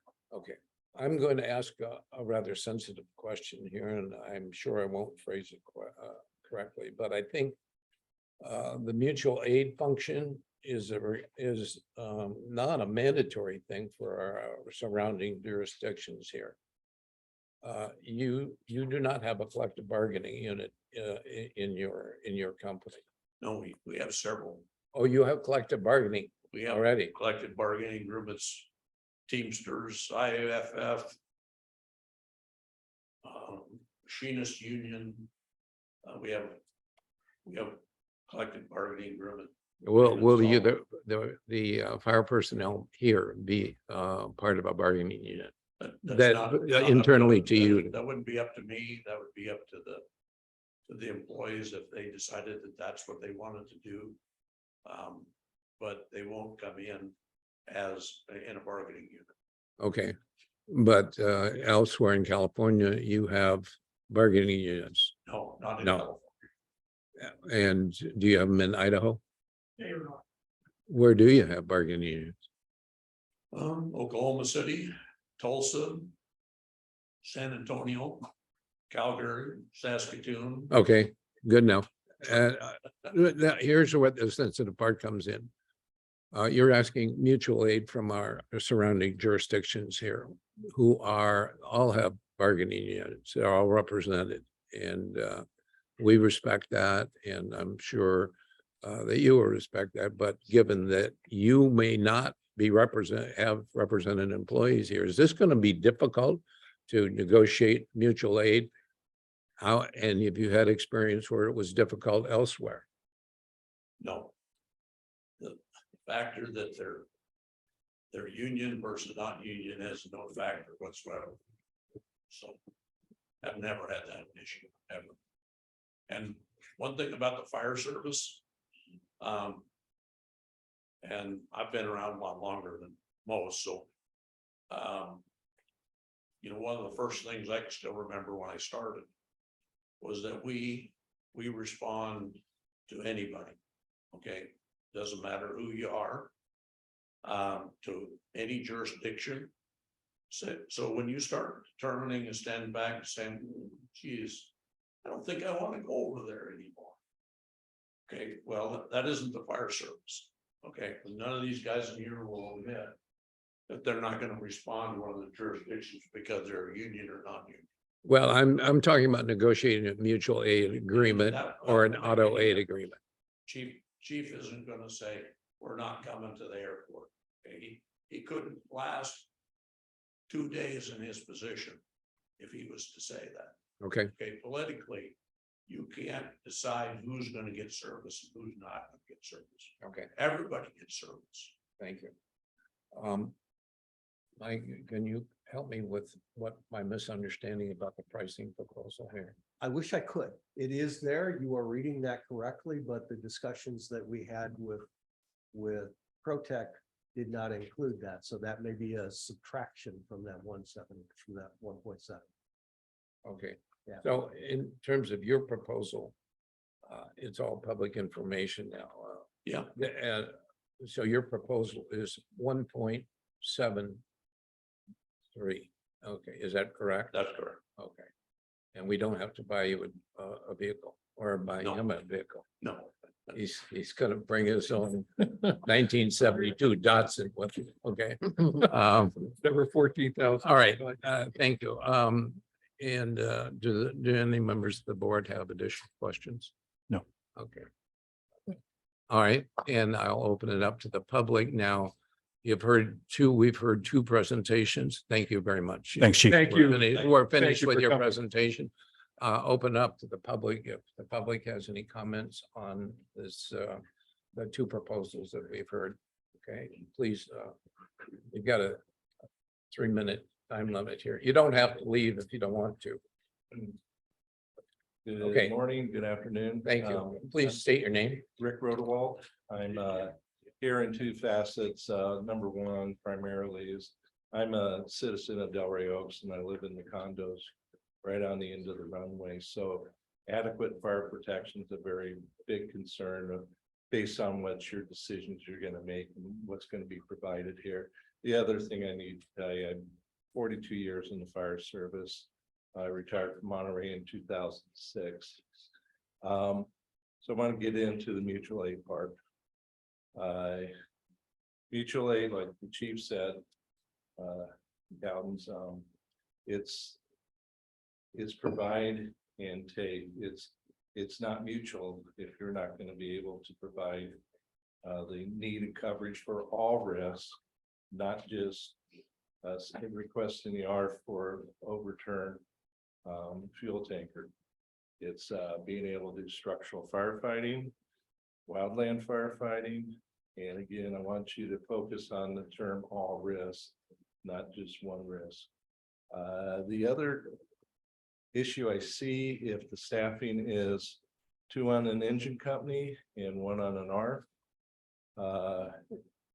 you have a structure fire and the engine company goes over, they're not going to be able to make entry for interior firefighting because there's a law that you have to have staffing on the exterior before 2 can go in. And so I don't see how they're going to be able to do that without mutual aid. The other thing I heard, and I want to tell you, it kind of was a little disgusting, is the term ego. Nobody's going to not want to provide the fire service needs for the entire community based on they got our contract and so we're not going to play anymore. It's really what they're able, the competitor, what they're able to provide in the mutual aid process. If they have nothing to give you, then it's not mutual aid. Okay. So again, I know that this is actually starting to look to me like it's trying to put a square peg in a round hole. Okay. And Thank you. okay. I appreciate your comments. Any other members of the public wish to speak? Hey, Chair, can we do something about that reverb? Either close the Yeah, doors if or we turn could it down? close the outside doors, I think that would help.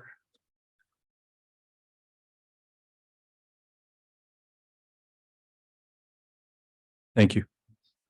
Is that the doors you were talking about? I don't hear the reverb, so. Okay, thank you. Please introduce yourself to the board and you got 3 minutes. Hi, I'm Anthony Melendrez. My wife and I reside here in Monterey on North Avenue. Thank you very much for your service. Appreciate you guys opening this up to the public.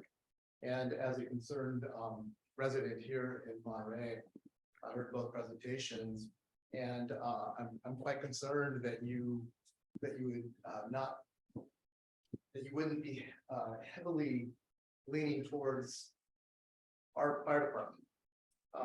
I think our George, would you say that again? that you guys are not, I'm not getting feedback that you guys are heavily considering re-upping the contract with our fire department. Okay, thank you. Okay, I'm getting the feeling as a resident, you guys are leaning towards going with this other company. And you know, it's kind of like you're willing to give up the best and settle for mediocre. You've got a known entity that is providing excellent service, not just to this airport, but to the community of Monterey. And in fact, the entire Monterey Peninsula. And there's no complaints by other entities here. And so I don't quite understand when they're meeting above and beyond the minimum qualifications with staffing, with training, with with all the fire prevention inspections, with EMS. I'm retired fire, 34 years. I worked here on the Monterey Peninsula for 5 years, and I retired from the city of San Jose, and I worked for my last 3 years at the airport at Mineta. So I was on a Hartford, I was a fire captain. And so we also participated like Monterey does in the FAA pre-fire inspections with the triennial drills. I worked here as an evaluator, volunteered as an evaluator here in 1-year triennial drills. And the fire department, along with the other fire departments, because in a mass casualty, when an aircraft goes down, you got 150, 200 souls on board of an aircraft. It's not going to be 3 people that can take care of that emergency. You know, the FAA only wants the passengers to be able to get out of the aircraft within 3 minutes, right? It's just a matter of them getting out. So you've got the ARP rigs helping them to keep everything in check to allow them to escape off the aircraft. But I'm done. Thank you very much for your So comments please, and those are the guys that you know and the guys that are doing the job right now. okay, thank you. Any other members of the public like to speak? Please introduce yourself. Welcome. Good afternoon. My name is Josh Hostetter. I'm president of the Salinas Firefighters. I'm a 25-year veteran here in the county, currently assigned to the busiest engine company in the county. I wanted to speak to you guys a little bit about your fire department. These are good jobs. They're union jobs. Third generation union firefighters. And what you guys have coming in right now are scabs. That's why there's 2 airports in the state of California that have privatized fire. It's not a popular thing in the state of California because it jeopardizes good paying union jobs and it jeopardizes the state fire mutual aid system. That's just the bottom line. They're not welcome here. There's not a lot of them. And you guys are getting sold a bill of goods that's going to result in a revolving door. Their employees are going to come here and go, oh boy, I could go over there. I'm going to leave. I've never heard of a fire department where some members are union and some members aren't union, or they chose to be part of this union. Not a common practice. Your Monterey Fire Department is 100% union shop, as is my fire department. So just wanted to give you guys some things to think about. This is the Monterey Airport. It should be protected by the Monterey Fire Department. Thank you. Thank you. Anybody, other member of the public who would like to speak? Hi, welcome. Please introduce yourself. Good afternoon. I'm setting my my timer real quick. So my name is Andrew Melendrez. My dad just spoke. I'm a lifelong customer of the Monterey Airport. So I used to work, I was actually with Chief Miller, worked with his son at a neighboring agency. And the minimum standard there was 2 people on a fire engine. Unfortunately, that is a low level of service. And I personally made the choice to come work at the city of Monterey about 1.5 years ago to work on a higher level of service fire department. 2 people will not get a job done. Unfortunately, I know that from personal experience on emergency incidents. 3 people or more should be the standard and is the standard in the fire service. As a customer, it's very concerning that you are considering the minimum or the lowest level of service for emergency response to your customers. So I really hope that you reconsider and go with excellent fire service and EMS service and not just the minimum or the mediocre, because it's saving you money. Ultimately, what is the price that you're willing to pay for your safety, for your customer's safety, for the resident's safety, for your employees' safety? I think that's the biggest question that you need to ask yourselves. And if you're trying to cheat your way out of it, maybe you should start saving money on filling the private jets with regular unleaded gas. That'll save money, right? But you can't do that because these private jets need the top quality fuel. So what I'm saying is, if you want the best for your citizens, if you want the best for your customers and for yourselves, continue the level of service that you've had for the last 10 years. I looked at it, you were talking about costs earlier today, and how it's so much more expensive. And I'm not going to get into politics, but your flight to Denver at 1 o'clock today is $668. So the price for everything is going up. And again, for public safety, I personally am very uncomfortable that you're considering to drop your level of service in regards to the public safety of the Monterey County. Thank you. Thank you for your comments. Anybody else choose to speak? Please introduce yourself and welcome. Good morning to the board and thank you for your time. My name is Matt Murphy. I'm a firefighter for the city of Monterey and a resident to the Casanova Oklahoma neighborhood just on the other side of the airport. Years ago, the Monterey Peninsula Airport District entrusted the city of Monterey with providing fire protection services to this area.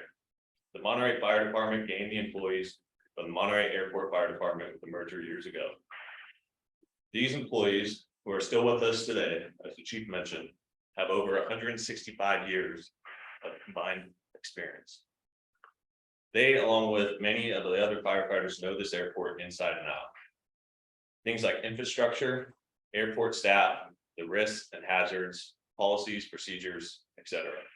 And most importantly, the knowledge and experience they have keep this airport safe. Having the Monterey Fire Department continue to provide the airport's fire protection services also keeps the airport involved in a well-established mutual aid and automatic aid system for any potential large-scale incidents. By sticking with the city of Monterey and the Monterey Fire Department for your fire protection services, you're getting the most highly trained firefighters during an emergency with the already established knowledge base of the Monterey Airport and how it operates. Monterey Fire Department regularly trains together and with the local surrounding agencies so that when an emergency happens, we all work together efficiently as a team to mitigate any and all emergencies. ProTech does not have these established relationships and like training and tactics to provide the most efficient response during an emergency. Throughout my career in fire and EMS, I have worked for several agencies in both public and private sectors. I can tell you from personal experience that when it comes to level of care, training, and quality of service, a public fire service is always the right choice. A private for-profit company will always put profit before services. They have to, or they don't survive as a company. They will put together a presentation or a bid that probably looks very nice on paper, but when it comes down to it, they will cut costs wherever they can. Whether that be in quality of equipment, training, personnel, or management, just to maximize profits. ProTech's own website says, high quality ARF services at the best value price. I asked the board, do you guys want the value brand fire department? Or you want the tried and true, well-established fire department that is the Monterey Fire Department, that so many other cities in the areas have trusted with the fire service for years? Thank you. Thank you for your comments. Is there anybody else from the public that wants to speak? Please introduce yourself. My name is Anthony Schernstein, and I'm an employee at Monterey Fire, and I'm also your fireman. I've been one of your firemen since 2004. I was an original Monterey Airport fire. And in that time, I've also been your fire inspector, your prevention officer, your lieutenant. I've been incident commander on 2 of your triannual drills in which we passed. I've been helped with facilitate and planning of the next 3 that have just been in the last 10 years under Chief Panhauser. And I think all of those have shown the expertise and the value that Monterey Fire brings and provides. We bring a sense of pride to the community, and we bring a sense of pride to this airport in professionalism and what we bring. We have people that have gone across the spectrum, that have gone from no ARF experience to now are fully qualified individuals, gone to Dallas, get vetted. We have people that do your quarterly fuel farms and present those records to the FAA examiner on an annual basis and have always met with exemplary comments. Triannuals have always gone off with a fantastic results benefiting this airport. And in my 19 years of being here, I started when we were bringing in Saabs and Brazilias with 30 people on board. And now I see regional jets that have 80, 90. And just this year, I'm seeing Airbus 319s bringing in capacities of 150. What we're seeing is this increase in potential that happens at this airport. Why do we want to decrease the amount of protection and service that protects those individuals that come to our community, go through the gates of Monterey Airport into our tourist attractions, into our hotel environments, all that? I'm asking the board to really consider what we're looking at for the future of this organization. I've been a proud member. I've never left. I'm still here. I'm still your firefighter, and I'm a part of this organization with pride and professionalism. And I really hope that you make a really sound decision coming forward in the next few weeks. Thank you. Thank you, Anthony. Appreciate your comments. Anybody else from the public want to speak? Tony's a really good speaker. My name is Jeremy Pratt. Not really good at public speaking, so if I sound like I'm crying, I probably am. It's okay. It's okay. I'm a resident. I've lived in this area pretty much my whole entire life. I worked in Monterey Fire.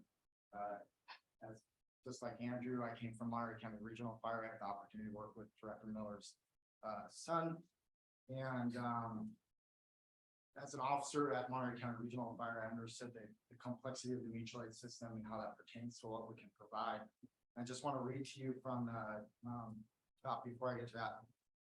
Mutual aid might look very different all over the United States. I've taken national classes, and I understand that mutual aid in Oklahoma might be a little different than mutual aid in California.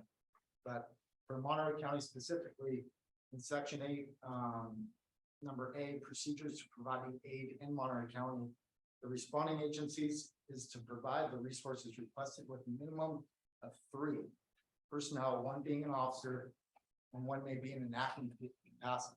And I want to explain what that looked like when I worked at Monterey County Regional, where I was on a 2-person engine company. If we were asked to provide mutual aid to any adjoining agencies, we would send our engine with 2 personnel. We would downstaff the second engine to provide an additional 3rd body. They would follow in a utility vehicle. So when it comes to ProTech and the quote and what you guys asked for, as it pertains to mutual and auto aid, I don't know how that's possible with a 2-person engine company and 1-person ARF to meet the requirements and to maintain index. I'm also, just like Andrew, we're new employees in Monterey. We're thankful to be here, but we'd probably also be on the chopping block. So I don't know if that's a thing, but I know that I'm at the bottom of some seniority lists in Monterey, and this decision may or may not affect, my ability to live and participate in the community that I've lived in for so many years. So I just want to bring that up and provide you with information regarding the mutual aid. Thank you. Appreciate your comments. And I've been at the bottom of his seniority list too. That's when you're on the bottom, you're on top. Yeah, welcome.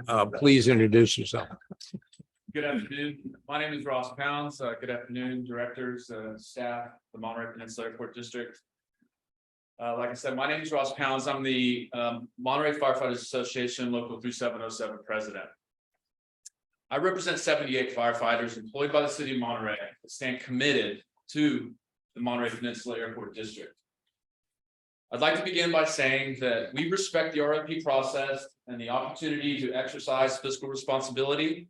But this process creates tension, the tension that's necessary and the tension that's worthwhile. When public safety is potentially influenced or local jobs are affected, this process gets very sensitive. This contract represents jobs within our department, 9 to be exact, the jobs of men and women who live and work locally. Over the last 10 years, the MFFA has dutifully served the airport. 9 of our current employees, as you've heard a couple of times, currently serve this fire department that served your fire department prior to the merger.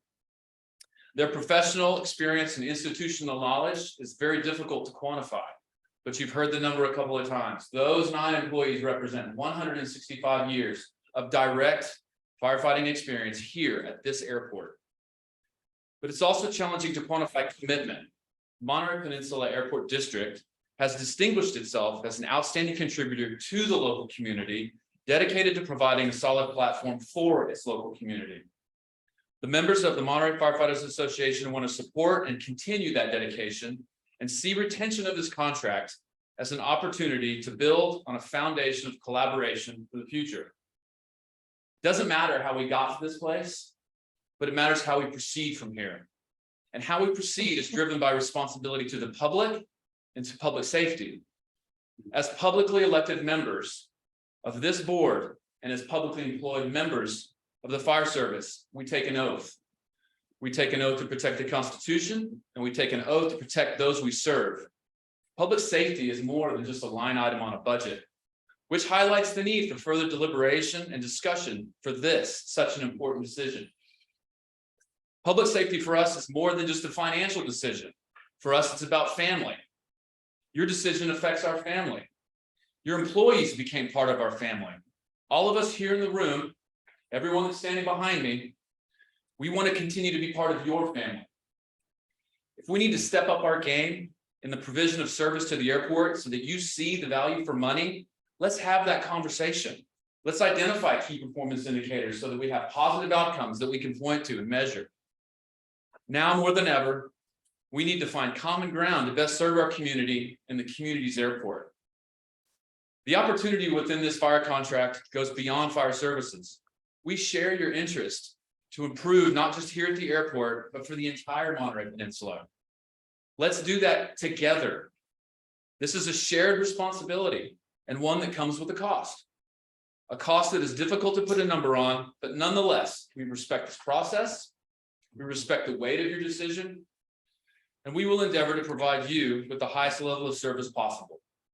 The members of the MFFA, Monterey Firefighters Association, we respectfully ask that you maintain our contract for services as a commitment to this community, as we stand committed to you. Thank you. Thank you for your comments. Anybody else? Okay, and me seeing no more members of the public that wish to speak, I'm going to close public comments at this point, and I will we will then proceed as a body here to discuss and discuss direction to be given to the staff. And we'll take a 5-minute break before we do that. Am I missing something? There are a couple of hands that are raised online. Oh, This is being broadcast only. We are not taking public comments because, again, the vote that was taken before to add the item that would have allowed public, the remote attendance of a board member did not pass. So we're pushing this out as we do. We're broadcasting this as we normally do. We're not taking public comment from members of the public who are remote. We're taking comments from members of the public who are here or members of the public who wish to submit something by email. We've received several. You've got those printed. I've got, for you. yeah, I was going to come to that, but Yep. So is this an interpretation of the state law here, or is this our choice? Or No, so you'll recall that during the pandemic, there were some bills passed that allowed public agencies to operate remotely and to, you didn't have to publicize your address, or you could just participate remotely without giving any notice. Okay. That allowed members of the public to, again, make comments from anywhere, as long as they raised their hand and we called on them. The governor's executive order that allowed, I believe it was AB 319, 316. I can't remember the number. There's so many of these bills I can't remember, but the governor's executive order that allowed AB 319, I think it was, to utilize the remote participation has expired. It expired as of February 28th. Is there state law that's governing our not taking public comments right now? Yes, the Brown Act will prohibit you from taking public comment. That's what I need the answer on. So, and for members of the public, both here and online, we have received written email comments, and we will take that into consideration and during our deliberations here. So, do you see any reason that we can't go forward with our deliberations here as a board to provide guidance to staff? Nope. Okay. We will adjourn for till 12:35 approximately. What am I supposed to do? Oh, I'm calling everybody back into session. Okay, are we recording now? Okay. So I guess our plan here, according to the agenda, is for us to have a discussion and give direction to the staff as to how to proceed. I guess we are not making a choice of a provider at this time, but rather giving direction to the staff as to how we think they ought to proceed. And are there any questions about what our mission here is before I open it up for discussion? Mary Ann, got any? I do not. Yeah, no. okay, Carl? No. Okay, so let me open it up for discussion, but before that, did you get any clarification on why I'm looking at a different cost proposal for one of the providers than what they had or what you had? Other than what I just shared with you in session, no. That in our discussions around the cost, I was assured that that cost was not in that proposal, but it clearly is. So that needs to go back to Protect for some clarification. It needs to what? Needs to go back to Protect for some clarification. Okay, So are we expecting that a proposer should have a cost breakdown? Like what you saw? and they do have a cost breakdown. They have a cost They do have breakdown a here. cost breakdown. Both- And so both this propo- is reflective of what they intended, even though you don't have a copy of it. Is there? I do have a copy. I just did not bring it into the room Oh, with me, okay. Director. So is got this, given that this to is what someone we're else. dealing with, because That's I correct. asked the question, and I apologize to my fellow board members. I just wanted to get Yeah. this item clear because Yep. it seemed to be rather controversial here. I asked about startup costs. I asked about a vehicle for the fire chief and all that. And I wasn't sure whether that was included in our price. Are we paying for a vehicle for the chief and startup costs? Okay, let's go this way. Okay, Based on that proposal, you would be paying $14,000 for a vehicle for the chief. That We will. is the proposal that they have shown you. That is the proposal you should consider. I was assured that that price did not include that vehicle, but it does in that proposal, so that is their proposal. and it includes the startup costs as well. That's one of the listed items here. That is their Okay. proposal. And the That is- reason that I was pursuing this a little bit was, maybe this is value to my colleagues here. Because this is, the startup costs go on year after year after year, I guess, because that's the way they proposed it. Okay, in other words, the cost is escalated in year 2, in year 3, and I wanted to ask the question, are you charging us for startup costs every year? And if you understand what, I'm not saying that very clearly, but No, I think I that seems to understand. be a one-time cost. And buying the chief's vehicle, seems like a one-time cost, and that's unclear to me, so. Well, my suggestion to you, Director, is that you consider the proposal that is in front of you as the proposal, not anything that they have represented to me in conversations. That is their proposal. That's what you should So consider. they're gonna charge us for startup costs every year in year 1, 2, and 3. That proposal is I believe it's a 3-year proposal. Yes. Those numbers are the numbers you should look at. Okay. I'll start with you, Mary Ann. Do you have any thoughts you want to express to all of us? And the point being is to give guidance to staff. I have lots of thoughts. You have lots of thoughts? Yeah. It seems to me, in what you are discussing right now, Director Sabo, and with the conversation that the city of Monterey had, that was their startup discussion.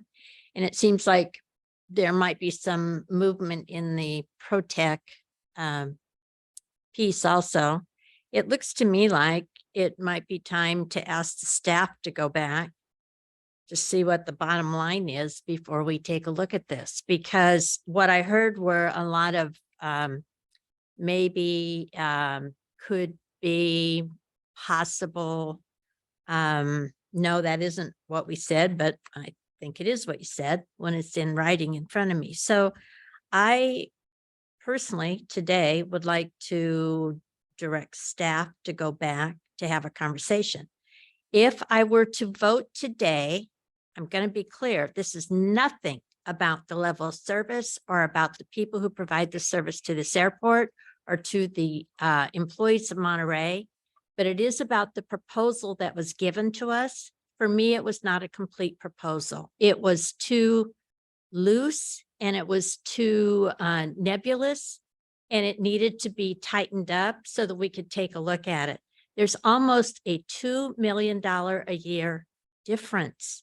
That's a huge difference to a public agency that is trying to be to serve our community the best that we can possibly serve it.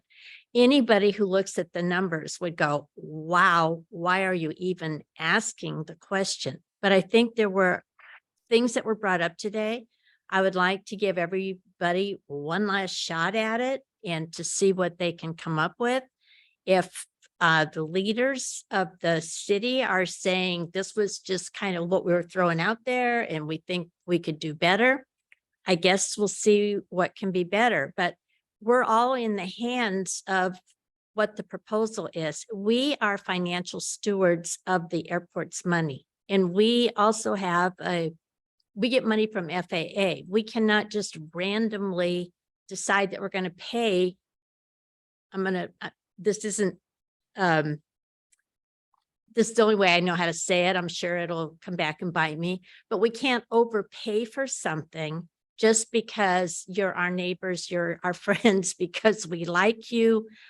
We have to do what we are elected to do, and that is to serve the entire region for this airport. It is the Monterey Regional Airport, and our name is the Monterey Peninsula Airport District. It's not the Monterey Airport. If that were the case, we would be a division of the city of Monterey. We are not that. And we operate solely as our own enterprise. We cover our own expenses. We do not ask for dollars from people. We don't take money from the other cities. We don't do anything. We cover our costs. You have to understand our position here. That's who we are. Personally, my whole core thing is about people, and it's about money. It's always about money, whether we have it or we don't. And we have big plans for this airport to serve our region better. And it's really important that we steward our funds appropriately. So for me, I heard a fire chief's vehicle or startup costs. I heard, well, maybe there's more value in this or that. I would just like for our airport director to sit down with whoever is making the decisions, and for that to be a one more shot at it. But I'm clear, if the dollars are the dollars as presented today, I would have to go with Protect, because I just cannot justify that we would spend $2 million a year for basically the same amount of people on an annual basis. So that's where I'm at. So that's it. Thank you. Carl, got some thoughts? Well, I do. First, I really want to thank everybody that came and spoke to us today. Typically at our meetings, if we get 4 or 5 people here, we take notice. So this was impressive, and I do appreciate you coming and your input. That's important to us that we know these things. I too believe we need to get the proposals firmed up. It sounds like Protect's proposal may come down 14,000. I'm not sure I would want to drive in a $14,000 car, quite personally, but Monterey's proposal, is I don't think it's firmed up as much, and I think we need to just figure out. And it's not your numbers per se.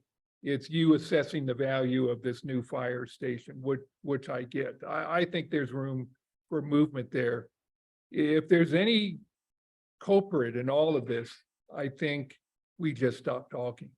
We stopped talking with Monterey, and Monterey stopped talking with us. And And we really got to fix that. I mean, we really do, because it leads to problems like this. So I do have concerns. Maybe Mr. Lapierre, you can, because we have deadlines here. We've got to have a contract up and running. How much wiggle room and time do you have to work something out here, or to get, and it's trying to determine their ability to utilize that station. You know, I think putting a structure apparatus on the south side may have some value to it or something. I don't know. It's gonna We're have to not take some, negotiating. yeah, we're gonna have to take some creativity here, but how long? But it sounds like something that's gonna take a bit of time to work that out. What are your time restraints? The time restraints are driven by the completion of the new fire station, coterminous with the beginning of construction of the ramp area for the new terminal. We opened bids yesterday for that project. Those bids will be circulated, will be validated, and then will be given to FAA. We anticipate a grant for that work in the near future, based on those bids. So if we begin construction, if we get that grant, we begin construction in October, which is also the time when the new fire station would be in place. That would be the appropriate time for us to move the fire services to the north side with whichever provider is chosen. If you were to choose ProTech will need time to start up.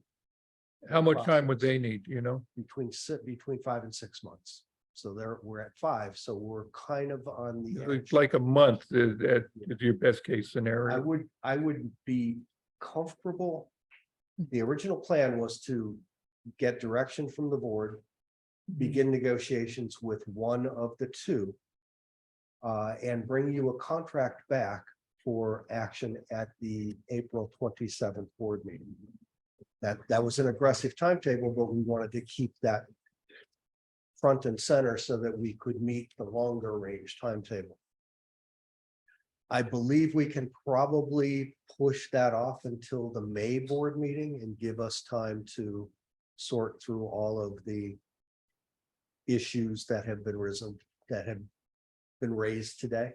So in I May, think we I'm would comfortable determine, on that. we would make a selection in the May meeting. Correct. And then you would work out a final contract to bring back to us at a special meeting or in June.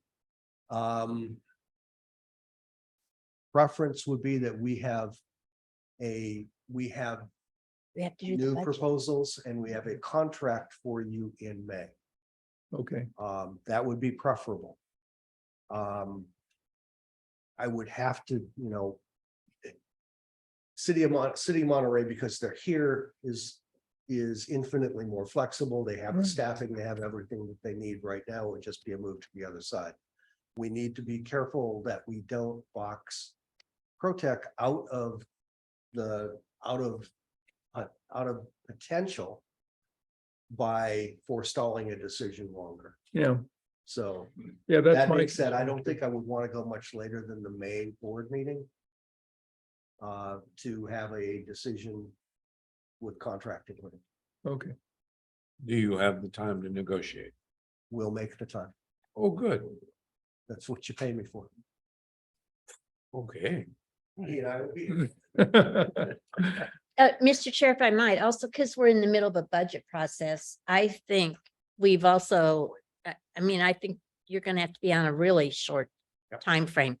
Everyone has said, oh, well, this number or that number or whatever. So if they've got something, this isn't like, let's meet every third week and see if we can figure it out. This is, you've got a time frame. I would like to see something back by April 27th at our meeting. Everybody's obviously got something in their mind that they can negotiate with. I guess bring it and let's see what it is. Because otherwise we're going to be really messed up with our budget. And Director Sabo and I need to be able to take a look at it early in May so that then we can recommend it to the full board. Very true, very true. So We can handle this in the way that I would approach this would be conversations with both sides and then give me your best and final. And there you are. And best and final, I would think under that scenario should be available. I would think it shouldn't be unreasonable to have that available by the 27th. Okay. Thank you. Please. Thanks, Chair. Yeah, so first of all, thanks to everybody for coming and attending and spending the time here and being so passionate about what you do. I agree with my colleagues. I think that the proposal, both proposals need refinement, one more than the other. It seems to me that the ProTech proposal on the services side is clear. There's some issues there regarding insurance, potentially this vehicle and so on that need to be tightened up. Frankly, the proposal on the Monterey side just needs to, you guys just need to sit down and talk. It's just not done cooking at all. And it needs to be. You guys need to help us get to a tight proposal because it matters. It matters to the tune of millions of dollars. Everything you've said about the subjective argument for going with Monterey rings true. It's right. There's no issue with that, but there's no possible way a board can say it's worth $2 million extra when the other proposal is competitive and fully responsive. No way.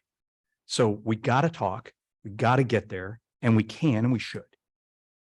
And I understand the compression of time, and I think we just got to make that clear to both respondents, lay it out, and bring it back. That's all I have, Chair.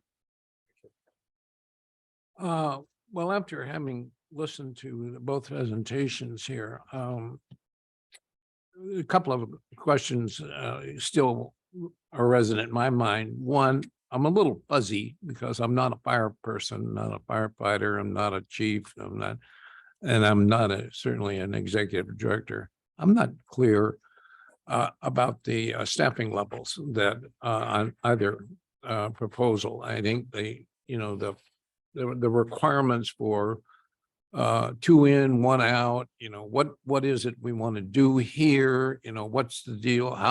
What happens if we have a mutual aid agreement and we send 3 people off the property to go help on mutual aid? Or if we can't do that from a staffing standpoint and meet FAA requirements, then what? Do we give up mutual aid?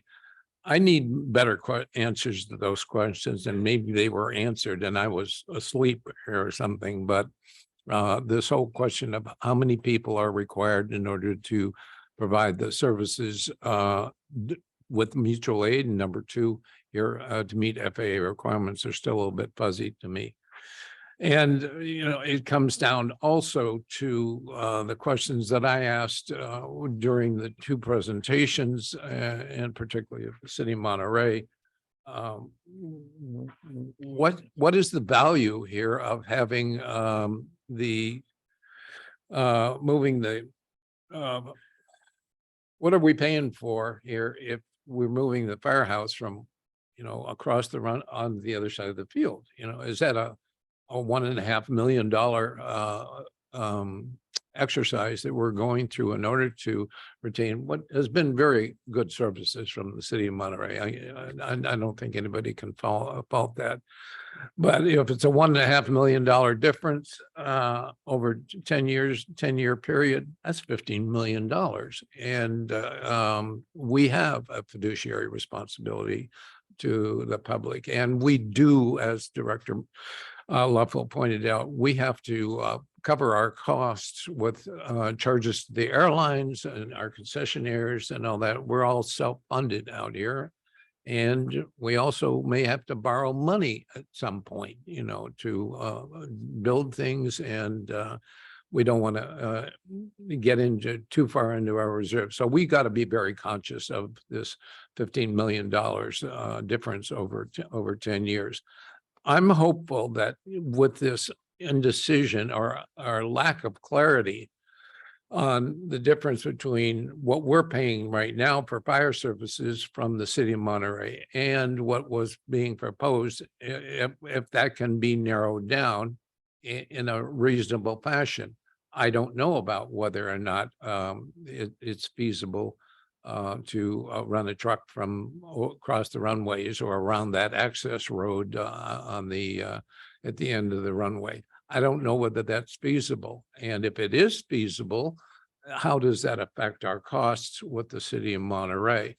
And apparently that wasn't a concern for the Protect people. They are going to do whatever they do regardless. But on mutual aid, how are they going to provide the service to the airport if in fact they're going to be active participants in mutual aid? Those are decisions that that's information I need to go forward on make a decision for a selection. And so I joined my colleagues in sending it back to sending the staff to go back and get clarity with the city of Monterey on what the difference is between that $1.5 million difference there and what can be done if in fact, as they've stated in their proposals and in their presentation, everything is negotiable. Okay, well, what does that mean? And I think it needs to go back for negotiation.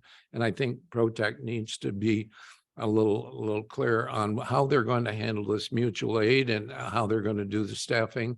And I think there's significant issues as to whether or not they're going to be able to actually negotiate mutual aid agreements with our surrounding jurisdictions here. So I'm in favor of sending it back to the staff to renegotiate and get clarity with both proposers and to do that post haste. And if there's a problem that comes up, then at least advise the members of the finance committee, so that we stay on top of this, because I think the FAA timelines and our other contractual obligations demand that we keep moving forward on all this. So keep the board involved. As far as I'm concerned, keep the board involved as we go along. So is any of that clear? Usually I'm rambling all over the place, but It's okay. No, I think I understand what you're saying and we can carry that forward. okay. When I think if I'm not making an incorrect assumption, that I think that was the universal opinion of the board, universal guidance to go back and get clarity and renegotiate as appropriate. And that's the direction we were seeking. Okay, and I am assuming that our Monterey partners would be willing to have that discussion with their staff. So without further ado, if there's anything further you want to say, all right, we're done. We're done with that item. Any public comments about our discussion, to have a discussion? I don't think we want to do it. Do we- We want to open that You door? can't open it. Yeah, no. And thank you all. Thank for you all. Being in attendance. We appreciate and understand your passion. It's a good thing, so thank you.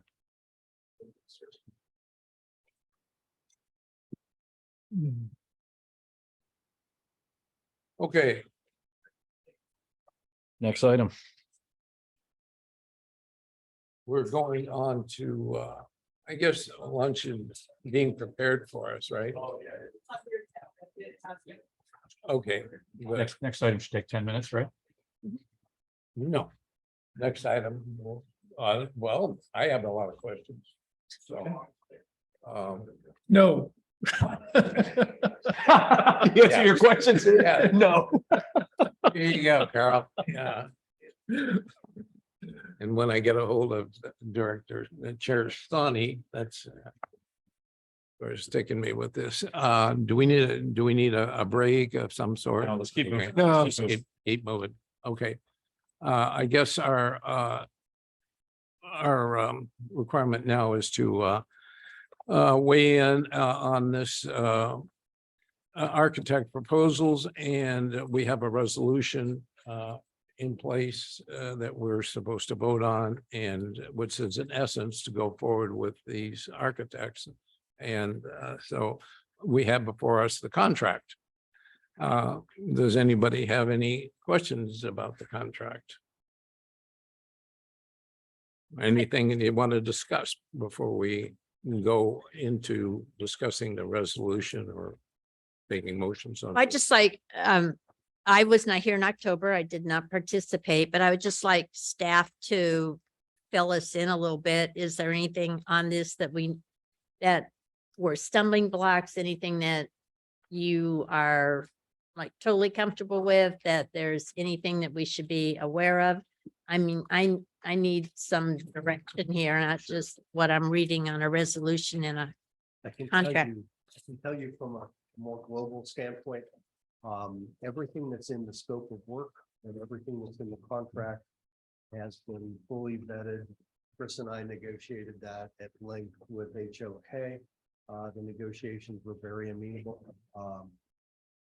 We were able to find areas where we could cut back on the scope a little bit to hopefully save some money and to save some time. The timeline is aggressive. It's 12.5 months for design. That's aggressive, but we did that with intent, and that was something that we talked about during the selection process. So I think to answer your question, Director, there's nothing in there that gives us pause at all. The contract itself, the base contract, was provided by HOK and modified rather significantly by our council. And there was agreement on that level as well. So I think we're pretty well done and dusted on the negotiations and on the scope of work. I do want to point out that the scope of work, because of the way we selected, covers not just the design of the terminal building, it also covers the design of the parking lot area, the civils, the site civil side on the land side. So if you look at the ASIP, those are broken out into two separate categories. Combine those numbers, and that's what you have in front of you. The final thing I'll say is that we have grant funds available to cover all of this, more than all of this right now. These are grants that came to us through the bipartisan infrastructure legislation, and we've got ample grant proceeds to cover this. Okay, And Mike, I would just finally add that there are a couple things you'll notice the last couple pages, pages 39, 38 through 41 of the package are documents that we've already provided to HOK. So they have had a huge data dump of information and documents for them to be able to start and think about the scope as they were doing this. So they're well prepared. Finally, FAA has seen this scope of work and has approved this scope of work as well. So we have checked all the boxes that we need to pre-contract approval. So we are ready to get moving and submit grant applications, plural, for this work. when you were talking about pages 38, 39, was it all, there are all these picture files, these JPGs? Is that what you're talking about? These are document dumps that we provided to HOK. So we provided them with not only pictures, but all of the design documents for the current apron that went out to bid, as well as our infrastructure, our utilities, all of the things that currently exist. Okay, They've had all of that information. They've combed through it so that they can be well prepared as they were putting together the scope of work on what the detail needed to look like and what was already available to did them. they ask for those documents or did we?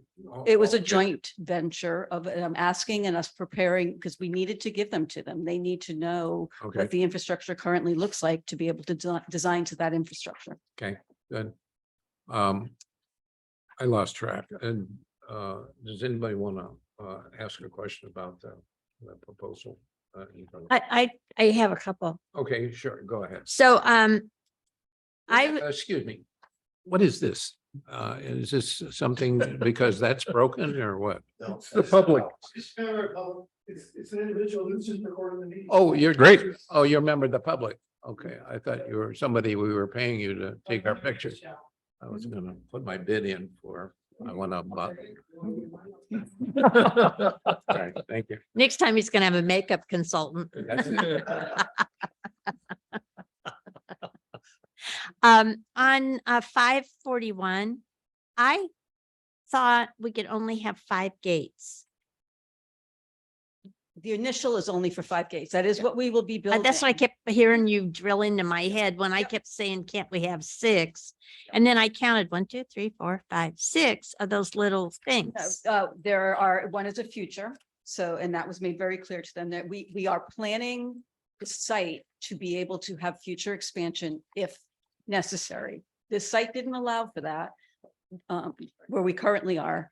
The whole goal on this is to plan for future expansion if and when that ever comes. Okay, well, I just thought I missed something in the October meeting when I wasn't here and that we got a miracle and got Can't read it. 6 gates. There are words and letters, you just can't read them underneath as you're looking towards the right where there's 3 and 4, there's some words that says future expansion. I know you I can't had read the it, it's same very question, small. Mary Ann. Could I build on what you, because I had that question as to, are we paying for the design of that 6th?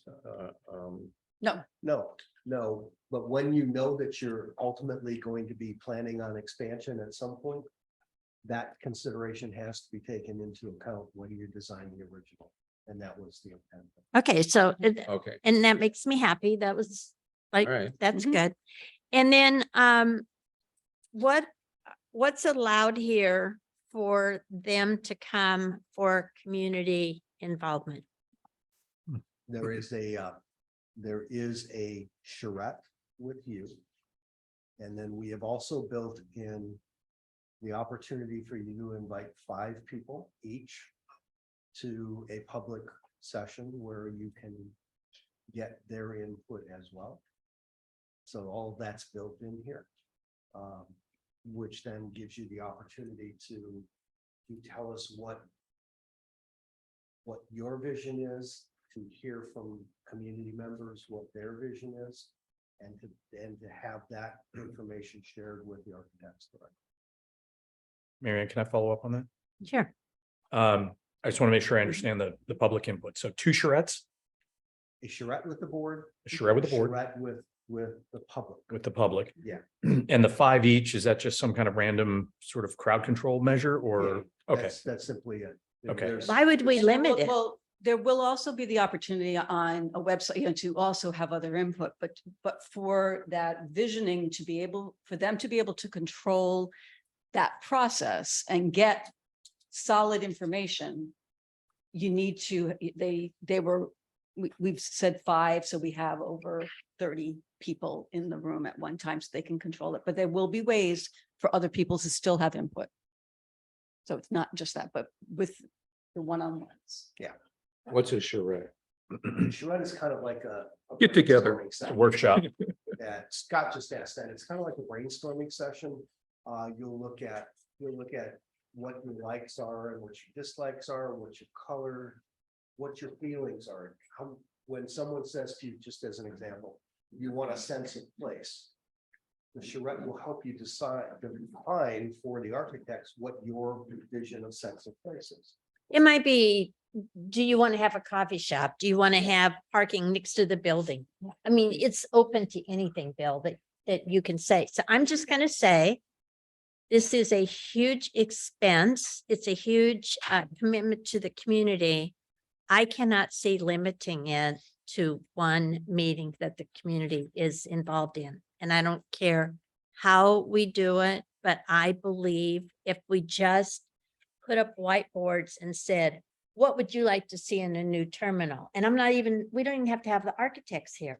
We just have it open where people can come in and say what they would like to see in a terminal, what's important to them when they travel. And I mean, they may come up with nail salons, massages, children's kitty corners. I see all this in all these terminals. People may give us all of that, but I think we need to hear from them and not limit it. Because if we all are going to choose 5 people, we're going to choose 5 people that we talk to who may have the same views as us. I don't think that's a good thing. I think we need to open it. There would be no reason for us not to do that. We just built it so that the architects could get a flavor of, and then go start their work, we can continue to cultivate that. I think we need to do that part right now before they start. Because otherwise, I know what That's the happens. first step. That is their first step. Yeah, before they put pen on paper, that will be their first step. But Chris, I'm saying it's our step even before that, that we do additional ones, because I don't want to presuppose what somebody that's 21 thinks should be in a terminal, when I think, it should have all the things for me that's older. I just think we need to do that. And otherwise, I believe that the community will find fault with us, and I would have to say that I would find fault with us too. So it's a little more staff time. I get it, but it doesn't have, it's not complicated. It's not hard. And we're not coming to tell them what we think. We're just gathering information. That's all. There's nothing that would preclude us from doing that. Nothing at all. So, If And that's the what the- Let me just quick stop that.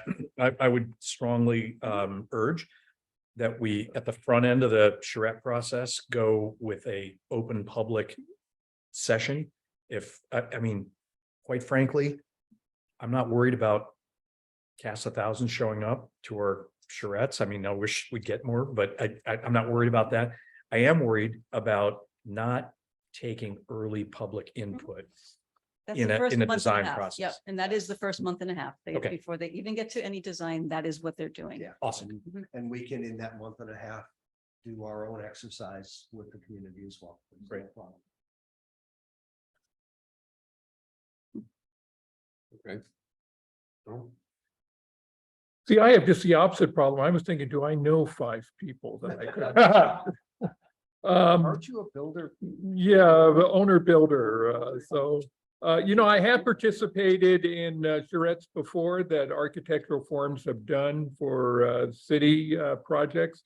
Usually they try to get a wide variety of people in place.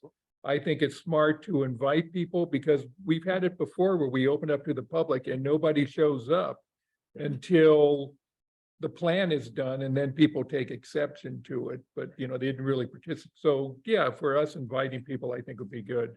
The charrettes that I've seen that have been successful, everything gets thrown on the board, and then you usually you give people a number of stickers, and they put up the ones that apply to them, and you focus in on what's important to the group that's there. You talked about the grant. Is the grant specific to planning, or can it be used for other things? The grants that we have under the. Yes, federal infrastructure, for this that we're going to use. These are specific to the design, the To design. the terminal project, the terminal design. design. The terminal complex design, and any support we need to go along with that design. So it we would be- couldn't use it to build something. This is specific for that, and you got more money than you need. That's great. Good job. So what other questions do I have here? Yeah, this 6th gate for the future, are they actually going to build the building out a little bit longer? Have we gotten No. that far? No, not likely. We'll have Okay. 6 gates, but the planning for that addition needs to be part of the original design. So you could Those- bolt something on fairly easily without too much effort. Yeah, in theory, a simplistic view would say, yeah. Yeah, maybe a have, blue tarp. in yeah. the gate.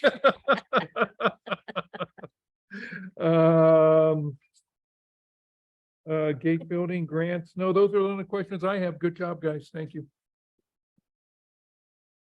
Nothing further. Nothing further? Back to you. Well, as I want to do, I got some questions here, and it's partially due to the fact that I may not have read it carefully enough, so help me with this a little bit.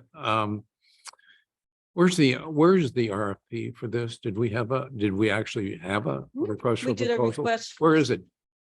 You did it and you approved it in October. Yeah, we had people here that we. Well, we had people to interview in here, and was there an RFP for that? Yes. Yes. Yeah. Okay. Oh, yeah. Oh, The it's- reason that I asked that, because I'm notorious for losing stuff at home.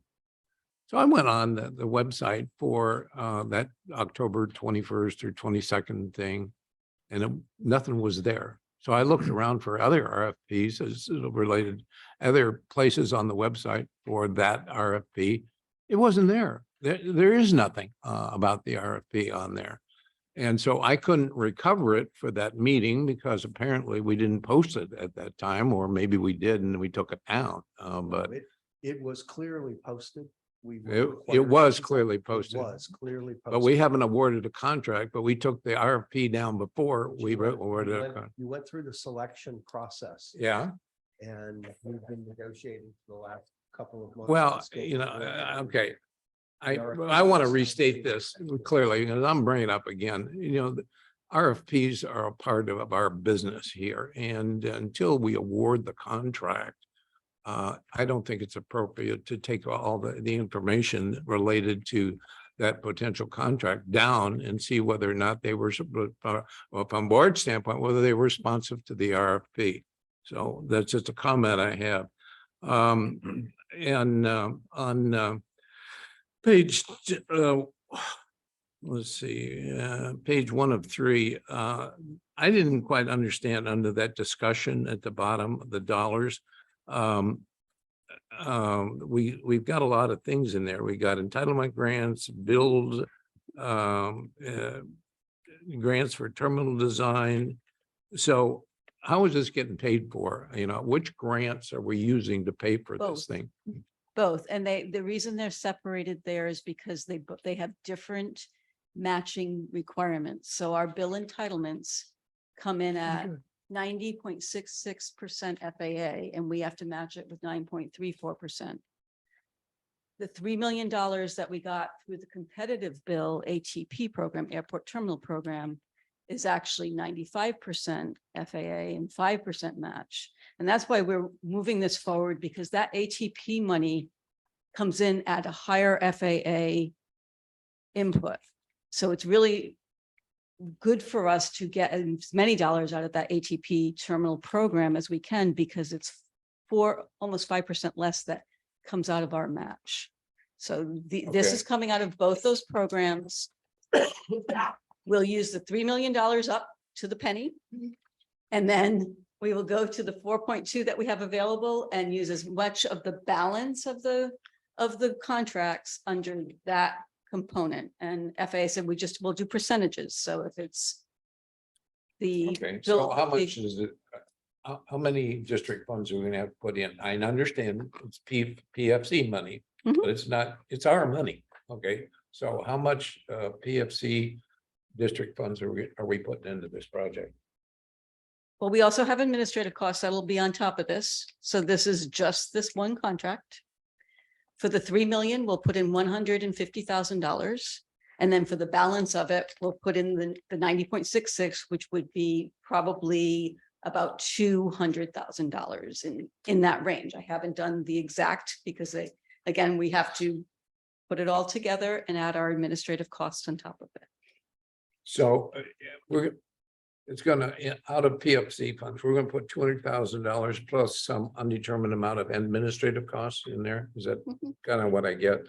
And yes, the administrative costs would come at the same FAA percentage, 90.66 and 9.34. Right. I wish it had been a little clearer here as to how much the district funds were gonna put in. And I understand that it's PFC, but it's not free. The other question that I had is on page 2 of 3 in the staff report, it says negotiated costs. Who did the negotiating? I mean, have we already negotiated this contract? Is that how does that work? You already negotiated with the contractor? With the architect, yes. Yeah. We've negotiated. They would be the What you have in contractor, front yeah. of you is the product of those negotiations. What was the result of those negotiations? Did they lower the price or what?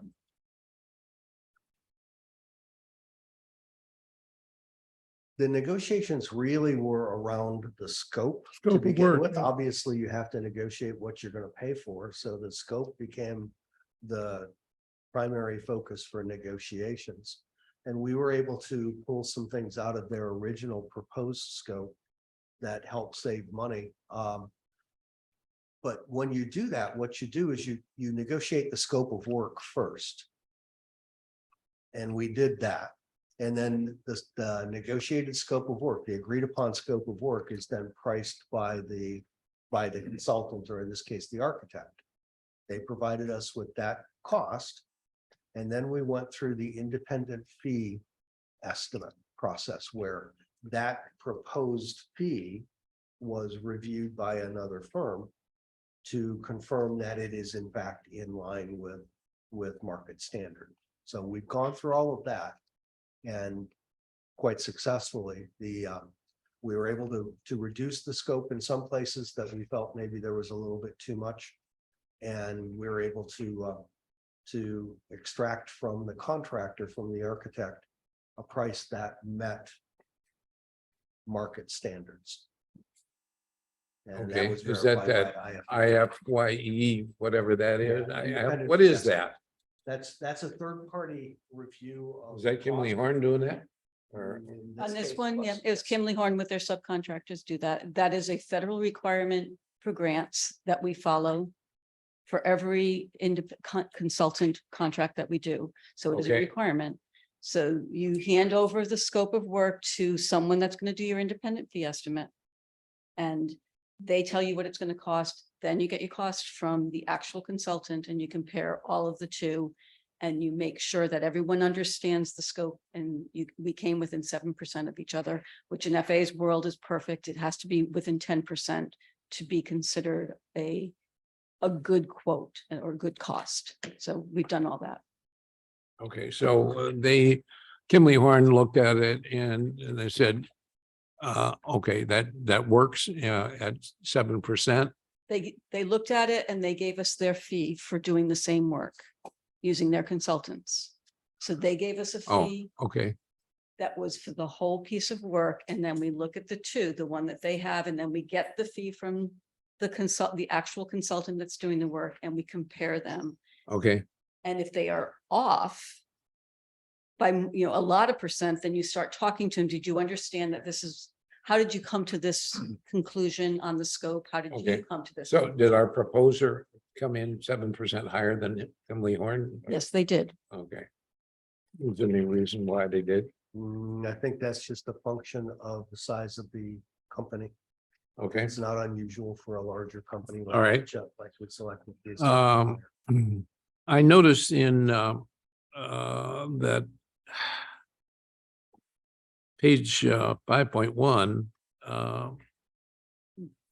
they didn't never mention Kimley Horn, or they were just going to, there was no mention of coordinating with our Kimley Horn, who I think we're paying a couple $1 million to review the work that is done by our contractors. Now maybe I'm wrong. Maybe Kimley Horn is only overseeing hard construction costs out here, but is Kimley Horn involved in this contract? Are they determining whether or not the work that this outfit is doing is good, or are they staying on budget, or what's Kimley Horn's role, if there is a role in this one? They will have a role. So we will come back to you, and those costs will be added to the grant. So that's when I was telling you, there are support costs that will be added to the grant besides this one contract.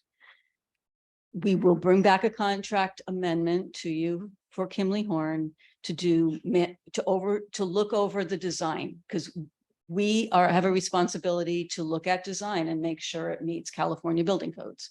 So that will be part of what they will be doing. So we will, yes, be bringing a contract Okay. amendment forward. at a So that future meeting. there's an additional cost here for Kimley Horn to do this Correct. review. Yes, this is Okay. just for the. And I was a architect little to- concerned here, and I'm getting a little nitpicky about this contract. It was just something we're going to live with here going forward.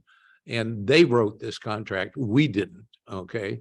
And Scott, I'm sure you reviewed what they wrote, but they're going to write it in their benefit. They never mentioned anything about coordinating with an outfit like Kimley Horn. They were just going to deliver stuff over, to you, Mike. And Yeah, they deliver over to us being. yeah, Kimley Horn being part of us. as the yeah. Program manager, yes. I wouldn't want a conflict to go, architect, I've done a fair amount of business with architects and they get a little snitty every once in a while. You know, we do, you told us, Mike, you told us what you wanted and we're not handing stuff over to Kimley Horn, you know, what the hell do they know about it, you know? So considering that they didn't even mention our representative in here, I'm a little concerned about that. And I would like to see that they acknowledge the fact that we have somebody looking over their shoulder. Is there any way to do that in this agreement? I think they will not have a choice in that matter.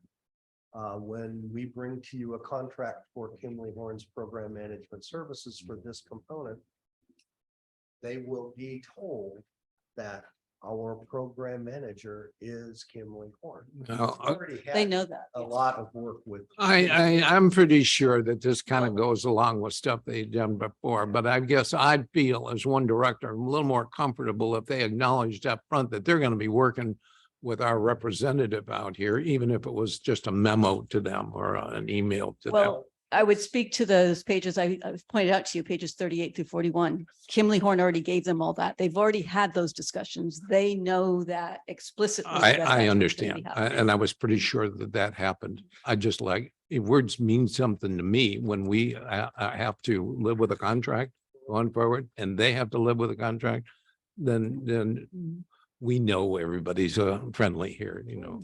We can without question provide them with Okay, formal notification. please do that. And After you approve the amendment.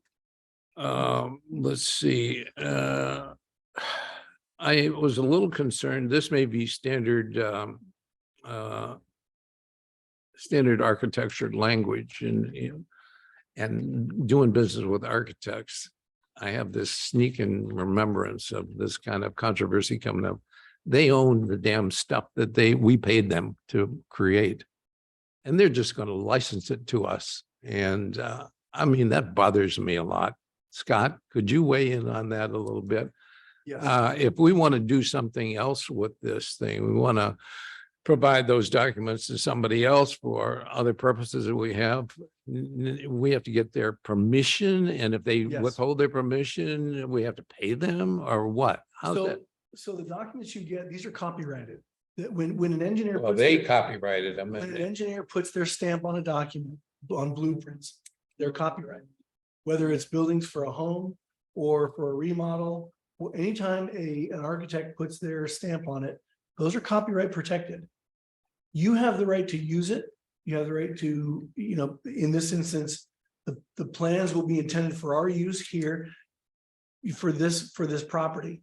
You would not be able to take the plans and go to Marina and build them at Marina without getting permission of the architect.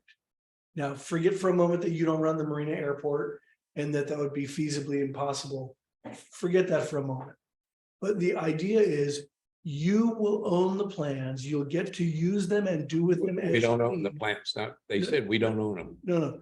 You will have a copy of the plans and the rights to do what you need to do with them to build the building that you need here. You will have all the rights you need, right? That's industry standard, so isn't it? This isn't anything new. I was just getting to that. It is absolutely industry standard. In fact, one of the standard responses when someone comes in under the Public Records Act, all public agencies, it's deemed that all records are public. When someone says, great, I'd like a copy of those plans, immediately you say, sorry, I can't give them to you. They're copyrighted. You can look at them, you can't take a picture, and you can't photocopy it. Okay, well, I don't like it. I didn't like it when I've had to deal with this in the past, you know, I'm paying $5 million for something and, I have to get your permission to share this with our friendly airport that wants to see what we did, you know, so. You will be able to share the plans. And you'll be able to, for example, you'll be able to have all the legal rights you need. What they're referring to here is the large scale printed plans. They own the design. They do own it. Okay. So it is industry standard. I'm not saying it's a great standard. but it's industry standard. I get it. Okay. Well, we don't want to be providing that under public records request. That could cost us a fortune to Well, you- reproduce. Yeah, you wouldn't want to. Well, you couldn't actually, Okay. but sometimes they'll scale them down to like an 8.5 by 11 page or something. Let's see. On page 5, item, I think that's 5 of 10, and that's item 9.3. There was discussions about errors and omissions, page 5. And that was, I didn't understand that. The 5.10 is that what you said? page 5 of 10, and it's paragraph 9.3. I don't know. They kind of said, if we did something wrong, we forgot something and all that, we won't really decide whether or not we're going to pay you for that until the end of the contract. So could you explain that paragraph to me? This is one we argued about. This is one of the paragraphs we argued about. And I said, They won, apparently. this to me says that it may include errors and we're okay with it including errors. And I'm telling you, I'm not okay with your documents including errors. And they said, that's not what it says. And I said, well, then explain it to me.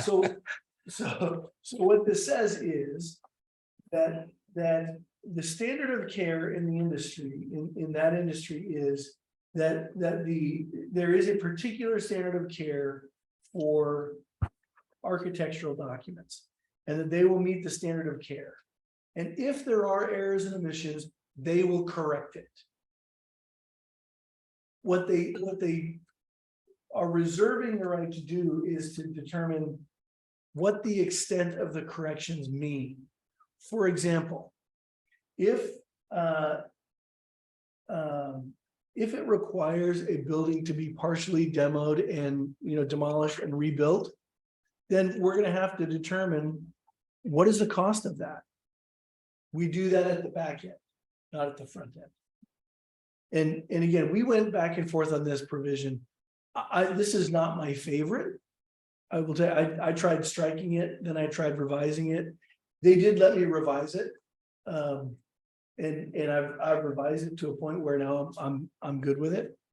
I wouldn't have included it originally, but it's one that they insist upon. Insist upon it to the point of not getting this contract? I mean, to me, that's a little snotty on their part. They're saying, we'll do things our way. And you're the client, you represent us as the client. And you say, we don't like that. Well, like it or lump it. Are they willing to say no to the contract over that? Can I say Sure. something here? So what I have observed over the years, living with the builder side of it, is that sometimes plans, when the builder actually gets into it, there's something slight that doesn't work. It's just the way a duct is going to go in or something. I don't know. I listen to the half that's at my house.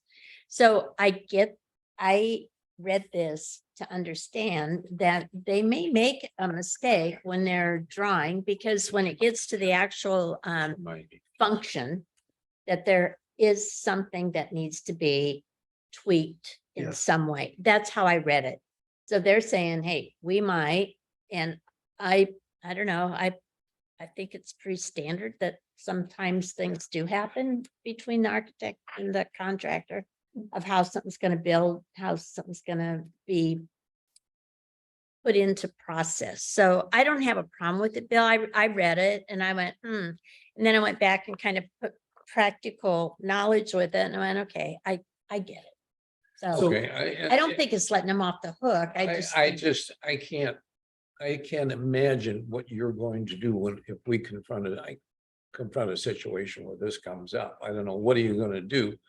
That it sounds like they wrote the words and then say, here, like it or lump it, and you didn't like it. I don't like it. and we're doing it anyway. But you're forgetting the part where I modified this. Oh, you did? Yeah, I modified this. What lot of modifications did you? So. Because you said Sabo's gonna So object. what, well, yeah, well, what I said was, I said, you're telling me your plans might include errors in them? Yeah, I don't like that.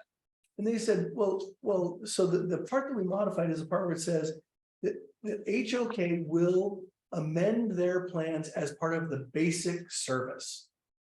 In other words, if we find out, for example, when you build a multi-story building that's, you know, huge, that's, I don't know, how many square feet is it? 70,000 square feet, 60,000, 62,000 square feet. You have plumbing and you have electrical and you have all kinds of utilities that are running through this building in all different areas. And if for some reason during the construction, as board member Leffel said, if at some point during construction they realize, oh, wait a minute, this drain pipe doesn't work in this location like we have it on the plans, we have to move it. They agree, they're gonna modify the plans to move it. At no cost. at no cost. At no cost. It Is that says, what that says? it says part of their basic That's part of service. the basic service, at no cost. All right, I'll let it go. You know, I think you understand why I'm concerned. Yeah, I don't understand everything that you understand because I'm not married to Hal, you know, so. I just sit and listen. And it's good for me too, you know, so, but you can go to, if they don't interpret it the way you just described it, are you prepared to go to court with them? I am. Okay, And in fact, after we met with my modifications, they said, yeah, we agree, we're fine with that. okay. I don't have any reason to doubt them, but this is a, you know, $5 million contract. It's something that we don't want to get into crosswise about, oh, well, that's going to cost you more money, even though we screwed it up. Okay, and then on page 9 of 10, item 18.4, there's something, there's no waiver on the comment on this thing, page 9 of 10.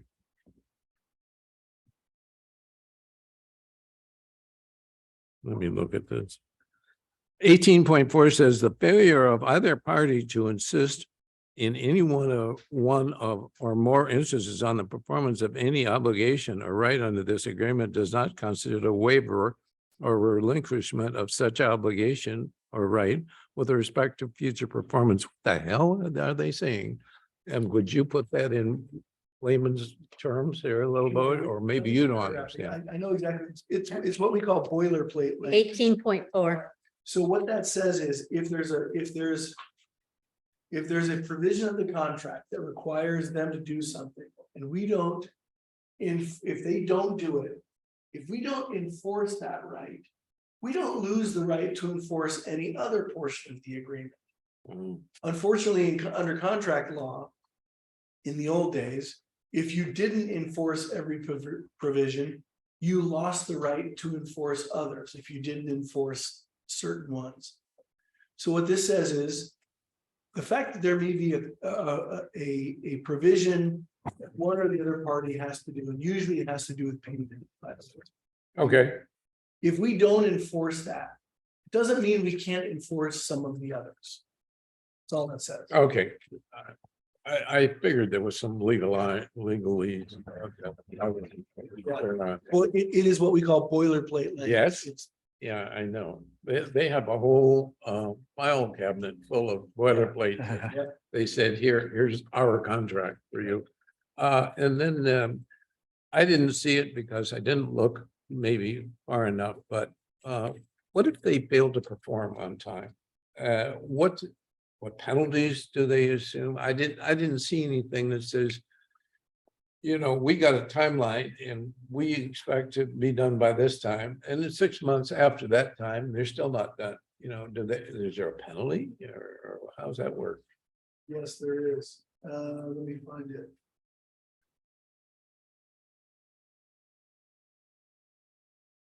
Actually, these are by search it.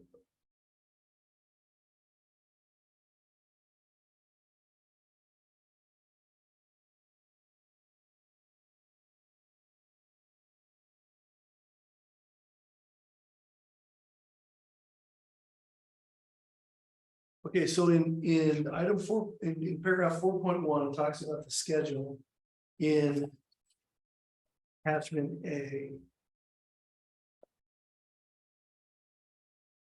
Exhibit A, I'm sorry, exhibit A, It's on page 4 is the schedule. page 4.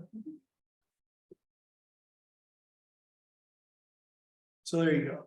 Yeah, So on page 4 of 41, yeah, you see there's the schedule. yeah, I see that. Now, it does say there are some reasons where that schedule may be extended, force Sure. majeure, you know, things that are uncontrollable.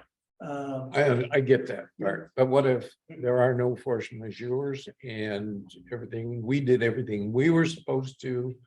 And well, stuff happens, we'll get it to you. It's like my mechanic, how long is it gonna take to do the maintenance? 2 weeks.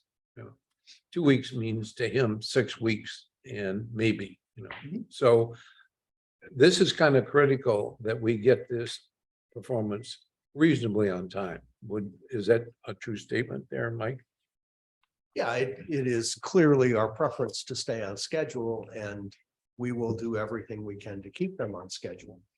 And if you're asking about liquidated damages. Yeah, I am. Associated with the schedule. If we lose money, grant Design. money because they're not done, then now what? That's kind of where I'm going. So on paragraph 16.2 that. Ooh, says. HOK has a duty to indemnify and hold client harmless from damages resulting from negligence, fraud, and or criminal activity. Just not complying with the timeline may be okay for your mechanic, but it's not okay for these guys. it's not okay for. Nope, it's not okay for HOK. They have to comply with the timeline. Okay, and if we could Or it- identify that we lost a grant funding from the FAA, Yeah. is that damages? That it is damages, and that would be, it would be not only would they be liable for that, so would their errors and omissions. Their professional negligence policy. Well, 16.3 even defines it more. Yep. 16.3 Well, defines it. I confess that I didn't read this. I was starting to get a little blurry eyed, but you can, if we didn't get an FAA grant, do you feel confident that you could say you didn't perform on time? You were 2.5 months late compared to your schedule. We understand there was no rain, we'd have earthquake. You could go to court and say, Judge, I want them to pay us, or I want the insurance company to pay us for that. Yes, Okay, yes, you can do that. yes. I'm gonna hold you to that, Let me tell you, even if this, I'm in my grave. this would not be in the agenda if I didn't feel comfortable with the agreement. Okay, I understand. We got a lot of faith in you, but I'm asking these questions because we're the ones that, are gonna sign this stuff. I get it. Geez, I'm the guy that has to sign that we did this, I get it. Sonny just disappeared on us. Okay. Anyhow, okay, my comments about this proposal based upon the answers to my questions were that I can support the resolution, and I'm open to accepting unless there's. Can I have? Oh, yeah, I'm sorry, Carl. Quick Go ahead. question. Yeah. Thank you for bringing this forward. I have a hard time remembering what I had for dinner 2 nights ago. And October was a long time ago for this company. Remind us again about HOK. I mean, this is a pretty big outfit. It's a very small industry. I would assume if they've had any problems on other projects, it would be well known. How do they rate in the airport world? They're very well respected. They are a big house, big firm. So they dabble more in major projects. This is not a major project for them. But the response that we've gotten from them has, let me back up. When we did the final interviews, there were 2 candidate firms. One was a large firm, HOK, and the other was a firm, I can't remember the name of. Alliance, thank you. Alliance was a small firm. You get a different level of service from them. And I was hesitant to give you my recommendation on HOK, but I gave you that because, quite frankly, they were able to scale down their approach to reflect the size of the project, to reflect the size of our organization. And I felt very comfortable and that's come through in spades in our discussions with them. We're always dealing with the same group of people. And we've been assured, as you were, that it will always be just these 5 people that we deal with. And I think what impressed me the most out of that meeting was they came with everybody that was going to be involved in the project. They were all sitting there and answering questions, and they had pretty clear areas of expertise and what they're going to be doing in the project. So, I mean, they really were organized and presented that way. I mean, Yeah. what you want an engineer to do or an architect. Because they built a team, and that's the team that we're going to work with. through But that's the entirety same of the team you've been project. working with during your conversations, the same one that was here? Absolutely. Not a change in face, not a change in person. Okay. Yeah, I mean, Good. and they've told us that that will be our team throughout the entirety. And we're gonna hold them to it. Yeah, okay. Unless something quite unusual happens. Yeah. Okay, good. Can I make a motion? Sure. I'd like to move that we adopt resolution number 1844, a resolution authorizing professional services agreement with Helmuth, Ovada, and Casabom, Inc. for design of the relocated passenger terminal complex. Second. I beat you to that. You did You know. by a hair. Okay, any further discussion on the motion? Everybody understand the motion? And so going forward, if I don't hear anything, please do a roll call. What? Director Pick, Yes. Director Leffel, Yes. Director Sabo, Yes. Director Miller. Yes. I just want to confirm that there's one member of the public here. Did anybody want to make a comment Oh, on this sorry. item? I assume there weren't any but yeah, okay. Otherwise I would have stopped the vote, but I assume that no one wanted to make a comment and no one did. So we're good. Yep, we're good. Good. I keep forgetting, we do have a public person here. And that we have reached the published end of the agenda. And since I didn't have, nor did the chairman have a chance to weigh in on this agenda before it went to public, I'd just like to add a couple, a future agenda item area on this thing, because I think it really is important, and we'll bring it up again at future board meetings. But one, I think we need to look at our contracting procedures at a future meeting, and that is to separate, specifically to separate out cost proposals from the specifications proposals for our contracts. And number two, I think we need to have a policy that we will post our request for proposals on the website in an easily defined manner, and that they will remain there until the contract is awarded. And finally, I guess we need to deal with these are three different items now. And with the third one being is we need to relook at our governance manual regarding the preparation of the agenda. It has become apparent that we have agendas being developed and published without any involvement from the chair or any other board member on the thing. And I think that needs to be clarified in our governance manual. So I'm going to ask that we add that to the agenda as a chairman's discretion. So having said that, I'm all in favor of adjournment. Anybody want to? So moved. Adjourning? Second. All right. End of story. We're done. Great.